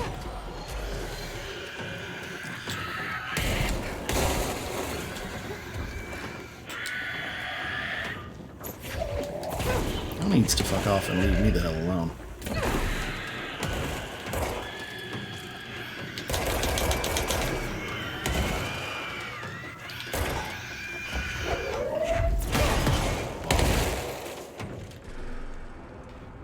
Good enough.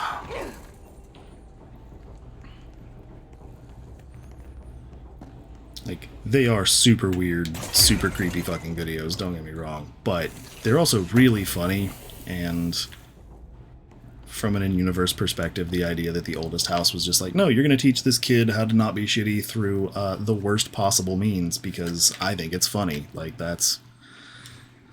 I mean, that's, like, sort of unreasonably entertaining to me, so... Yes, absolutely.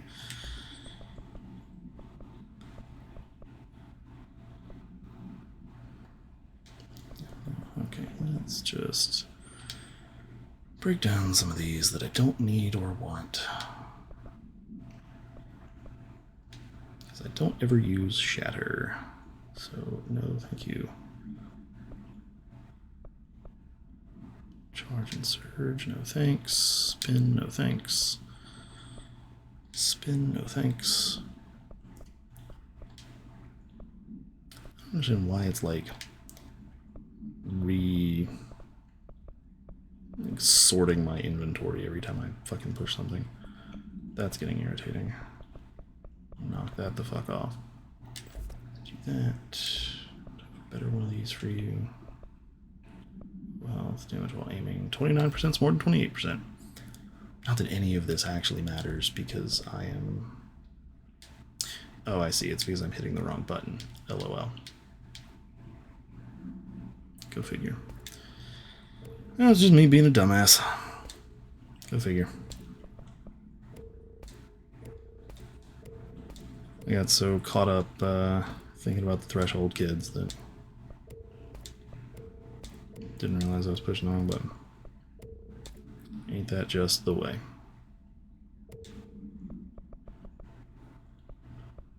I appreciate your graciousness in this trying time.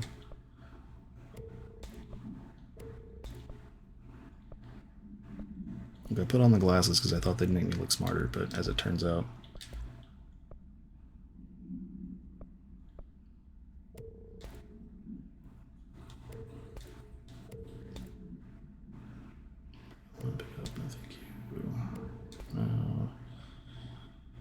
reduced launch energy cost might be worth.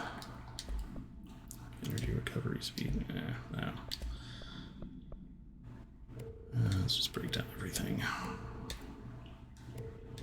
If it isn't more than 24 health or more than 32% energy recovery speed, I don't want it right now. Again, not that it matters, because I'm not really playing this to play this right now. The goal is to go to the place we came from and get our information on, and then just dig real deep into all of the relevant documents and videos that we can. Okay, yep, there you are, and there I go. God, I hate that fucking thing. You can't kill them. You can't really, like... I can stun it, but that's about it. They're just these weird, like... It's a creature from the astral planes. It's not supposed to actually be able to exist in this world at all. But of course, because shit happened, it does now, and I'm mad about it. And I will never not be mad about it. It's a great enemy design. It's a great, really great way to, like, put something in here that just fucking sucks, and then make me have to deal with it. But I don't want to. I don't want to deal with it. Put it back. Put it back, put it back, put it back, put it back. Ugh. Alright. Come on. Open the door, please. I would like to leave. I'd like to get the fuck out of here, thanks. The Panopticon. I should probably get a good screenshot of that map as well. Oh, that actually has floor down there. Interesting. Didn't think it did. I thought it was just bottomless pit, but I guess it does make sense that there's some floor there. Okay.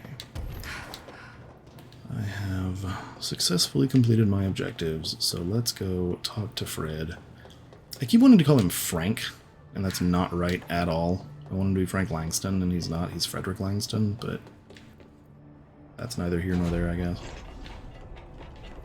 I told Salvador it was dangerous, but no. Why listen to Langston? I'm just a Panopticon supervisor. He's having a rough go of it. Not as rough as some of the people, but yeah. So here's Panopticon Central Control. His life is in your hands. I don't know what the rest of that says because it's all blurry and shit. Let's talk to our boy Frank. Let me know when Fred. the hiss are gone. Fred Frank. I miss my desk. All right. Do you like working at the FBC? Sure. I mean, yeah, the drama's a bit much, but I get better benefits here than I would over at the Postal Service. I checked. Better healthcare. That's not to say I don't like my job, man. Been here over 15 years. No one knows the Panopticon collection better than me. I'm, close to them, in a way. I can't tell if that's creepy or normal here.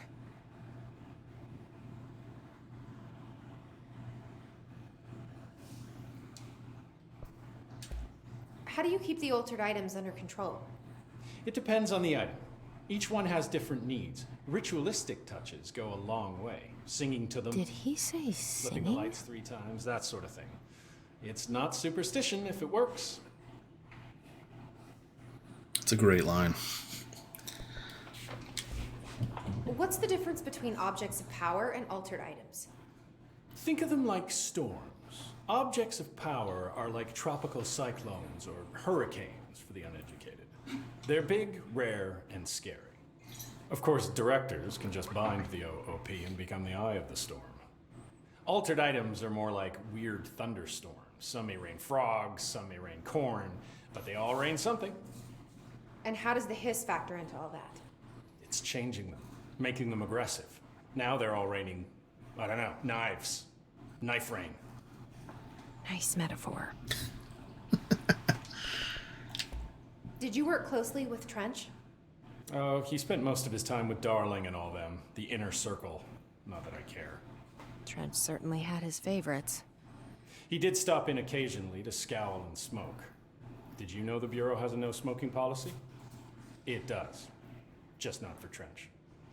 Still, he is the one who put aside funding for the Panopticon. The man did have vision. How did you get this job? Started as a junior agent because my uncle knew a guy. From there I got put on a desk until an accident left the containment sector severely understaffed. At which point I got bumped up to management.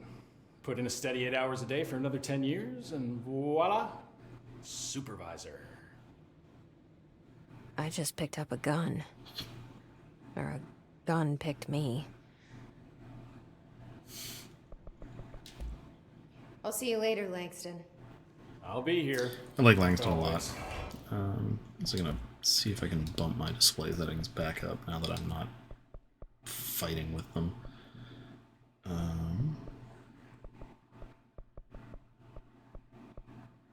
What else did I turn off? I don't remember.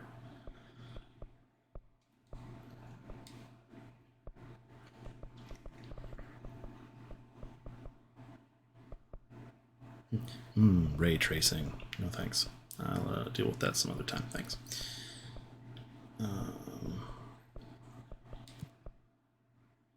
Leave shadow resolution. That's fine. Maybe this won't totally kill us. Yeah. So Langston kind of gave us all the information that he had, so that's fine.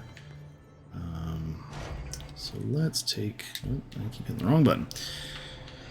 Take a second here and look at our collectibles. Alright, what do we got here? Dylan Faden observation.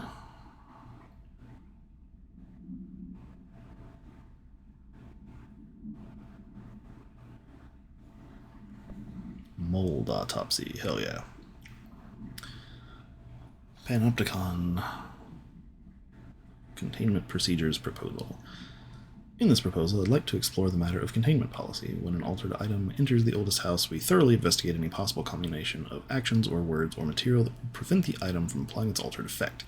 However, I work with these entities every day, and I have good reason to believe that a less convoluted form of containment is possible. The items crave blank. If we initiated a series of blank, praising the items, or perhaps incorporating their images into pieces of blank that could be visited throughout the Bureau, I believe the altered items would behave without needing to resort to blank or blank, which only lead to the items feeling mistreated. If we treat them like criminals, we can't be surprised when they try to escape.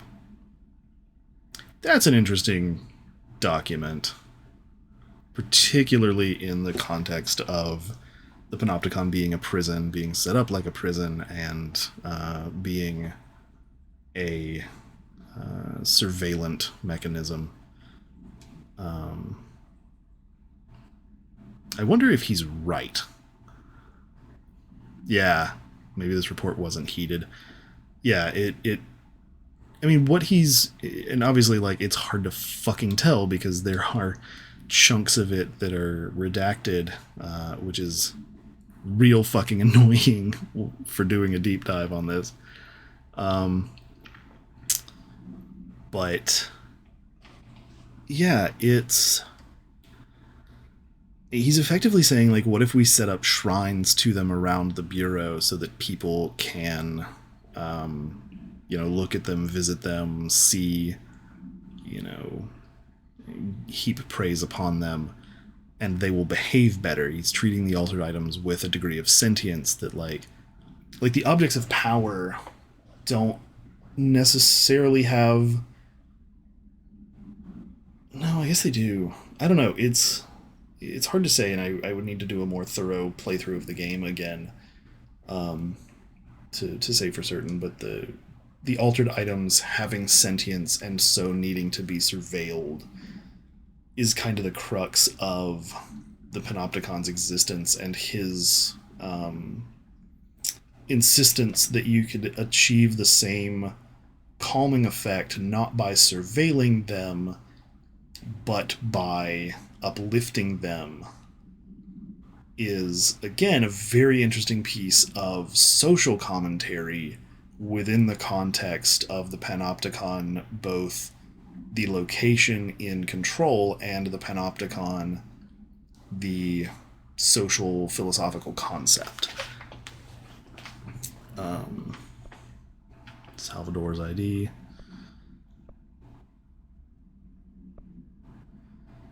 Examination of paranatural topics on distinctions. While altered items and objects of power may seem similar at first, it's some key differences. Grant para-utilitarian abilities. Objects of power translocate anyone who makes physical contact to the astral plane, is widely believed to be due to blank's affiliation with the object of power. I guess that's the board's control. Not every individual is allowed in the astral plane, which indicates the blanket evaluates who the board can evaluate who can and cannot enter. Thirdly, and this is not always the case, objects of powers are much more paranaturally something than altered items.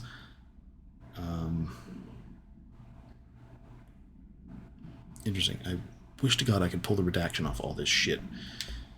The Benikoff TV, which is an object of power that I just cleansed, which is dope. Anchor supplement. Oh yeah, the fucking god-awful anchor.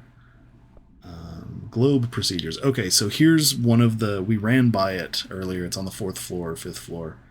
Or no, it's on the 2nd floor, I guess, according to this. I don't believe that. Floor 2, Unit 9, the Wolf Globe. No unique procedures required, however, contact should be limited, as some report feeling disoriented after touching it. Item is handmade, set in dark wood. The item itself is lacquered, hand-painted, spins freely on all axes. While the continents and oceans are recognizably those of Earth, careful examination has revealed numerous, redacted, and other geographic additions that do not exist on our planet. One of these islands has a city marked on it named Tanrilio. There are no signatures left by its maker. Physical contact renders subjects dizzy and disoriented, with some reporting a feeling of unfamiliarity with their surroundings. This effect seems to grow worse with prolonged contact, culminating in a sense of listlessness and depression. Suicide has been observed in redacted handlers. Thermos procedures. No unique procedures required. Altered status is suspected but unverified. A blue coffee thermos with a white plastic cap and a logo of the Oh Dear Diner located in Bright Falls, Washington. The cap doubles as a mug. Item responds to formula I.16, yet no discernible altered effect has been discovered other than keeping liquids warm for surprisingly long periods of time. It's also worth noting that the coffee from the thermos is always refreshing and strong, no matter its quality, before being poured into the item. The thermos was discovered on the shore of Cauldron Lake, outside the town of Bright Falls. Both are known sites of a recurring Altered World event. See Bright Falls AWE case file for further information. According to witness statements, Alan Wake, see Prime Candidate Program entry for further information, who went missing shortly before the discovery of the thermos, had been seen blank collecting similar thermoses for a blank purpose. So the reason that the Panopticon exists here is to contain, record, and research all of these different weird artifacts and items and altered items, and specifically. And so it's very interesting that, I mean, it makes sense that they went with the Panopticon as a design. The idea of being able to look at all of these things constantly and surveil them in this way makes a great deal of sense given the context. But the fact that it is also a research facility and a place of study is interesting and kind of strange. If only because that's not at all what the Panopticon, as it was put forth by Fakal, was meant for necessarily. And the way that we understand it, the way that we understand Panopticons socially and culturally is not different necessarily. You know, we don't think of them as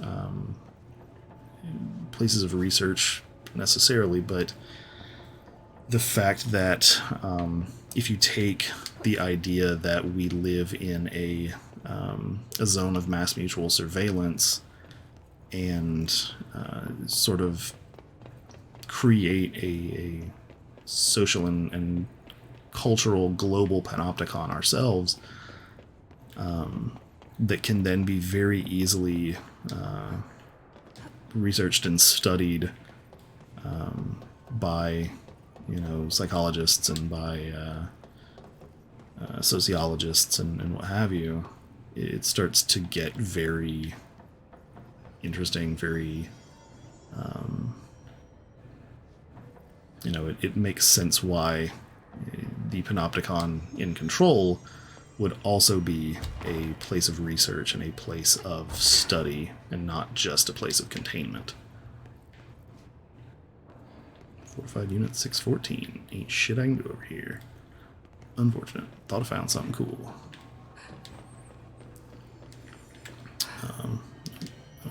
That's not what I wanted. Major targets. Yeah, I don't care about that right now, but thank you. There we are. I'll just drop down here. That's fine. I don't need to go any higher, really, and I can play this back and take screenshots as I need to. But yeah, that's, I think with the exception of whatever few collectibles I haven't looked through yet. The oldest house, altered items, the hotline, control points. I'll replay the Panopticon hotline for posterity's sake here, since you missed it, because you weren't here yet. The containment sector, the Panopticon, is home to the altered items we find and contain. It is a maximum security prison. It's a vault for the most valuable treasures on Earth. It's a powder keg big enough to blow this world to dust. A temple, a place of worship filled with idols of angry gods. It's all of these, and none of them. It's something more profound, unbelievable, unknowable. Something worse. Altered items. We've found many. They appeared mundane, but nothing could be further from the truth. They are all powerful, dangerous. They press heavy on our minds because that's their nature. They've been altered because we can't stop thinking about them. We put them on altars because they're used to being worshipped. This keeps them calm. We contain them, but they don't want to be controlled. We study them to discover what makes them tick. If this place were ever breached, it would be chaos of biblical proportions. All right. So yeah, don't think that there's anything else that directly connects to the Panopticon and the way that it works. I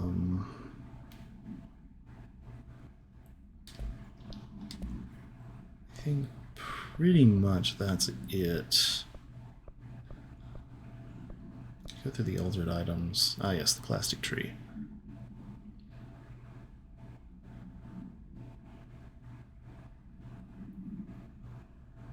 That one's a lot of fun.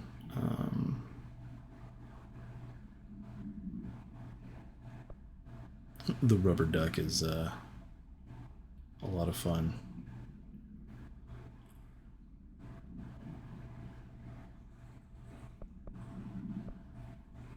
And, you know, terrifying at the same time.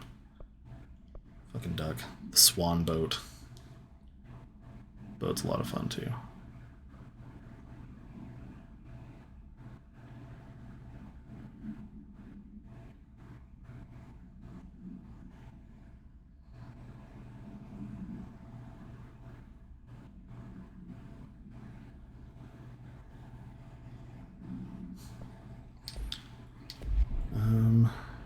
I think that's about all I can sort of mine out of the Panopticon. Obviously I will have to piss off. I'm busy. I will have to take a minute and do a little bit of writing and do a little bit of setup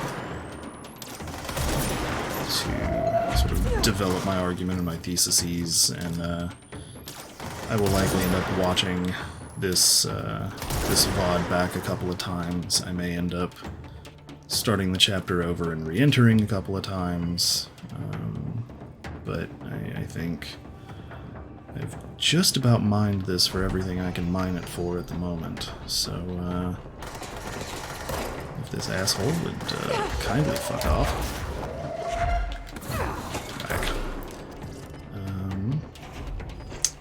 I think that is it. Containment failure in Panopticon cell 69.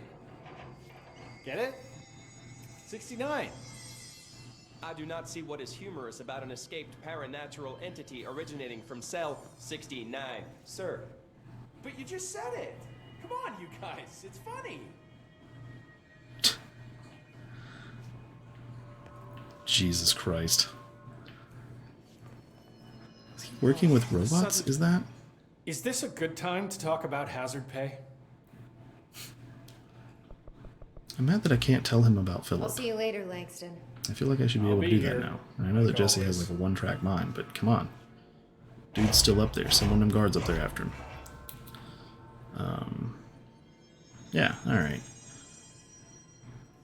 Normally can. Maybe it's because I'm doing things out of sequence. I don't know. Yeah, I think that's it for... Stop hits theaters tonight. I can't believe I'm missing an Alex Casey movie for this. Amazing. Yeah, I may revisit this. I may come back to this. Probably I will post in some places about the process of putting this paper together and all of that shit, but now I think the best thing to do is to put a stop to this, put some food in my belly, and mine out the relevant data for a little while. Appreciate y'all sitting around while I talk out loud and figure out what the fuck I'm doing. I might do a more complete playthrough of this later. I would like to. I'd like to talk more about it, especially if I end up writing more papers about this, which I am actually pretty well convinced I can justify doing, which is nice, because I would like to write about this game, and should write about this game. Let me see here. What else can I do with this, if anything? Yeah, I've got this paper due Wednesday. I've got another one due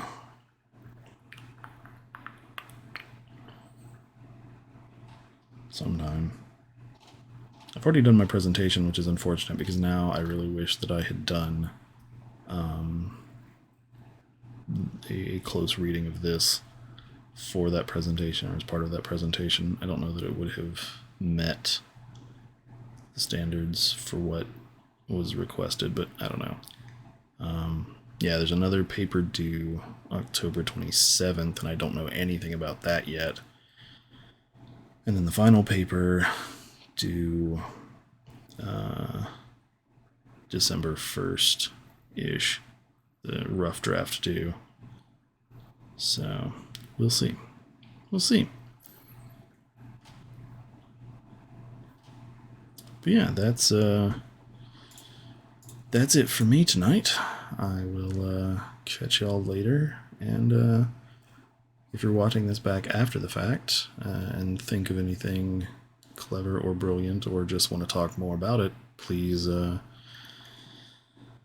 hit me up either through a message here or through a message via Twitter at BigFishStream, like you do.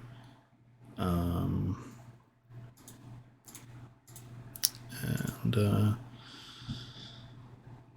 we'll talk some more about it. I'm always willing to. But for now, I can definitely feel that I need some food and to turn my brain off for like 20 minutes. So I will catch you all later.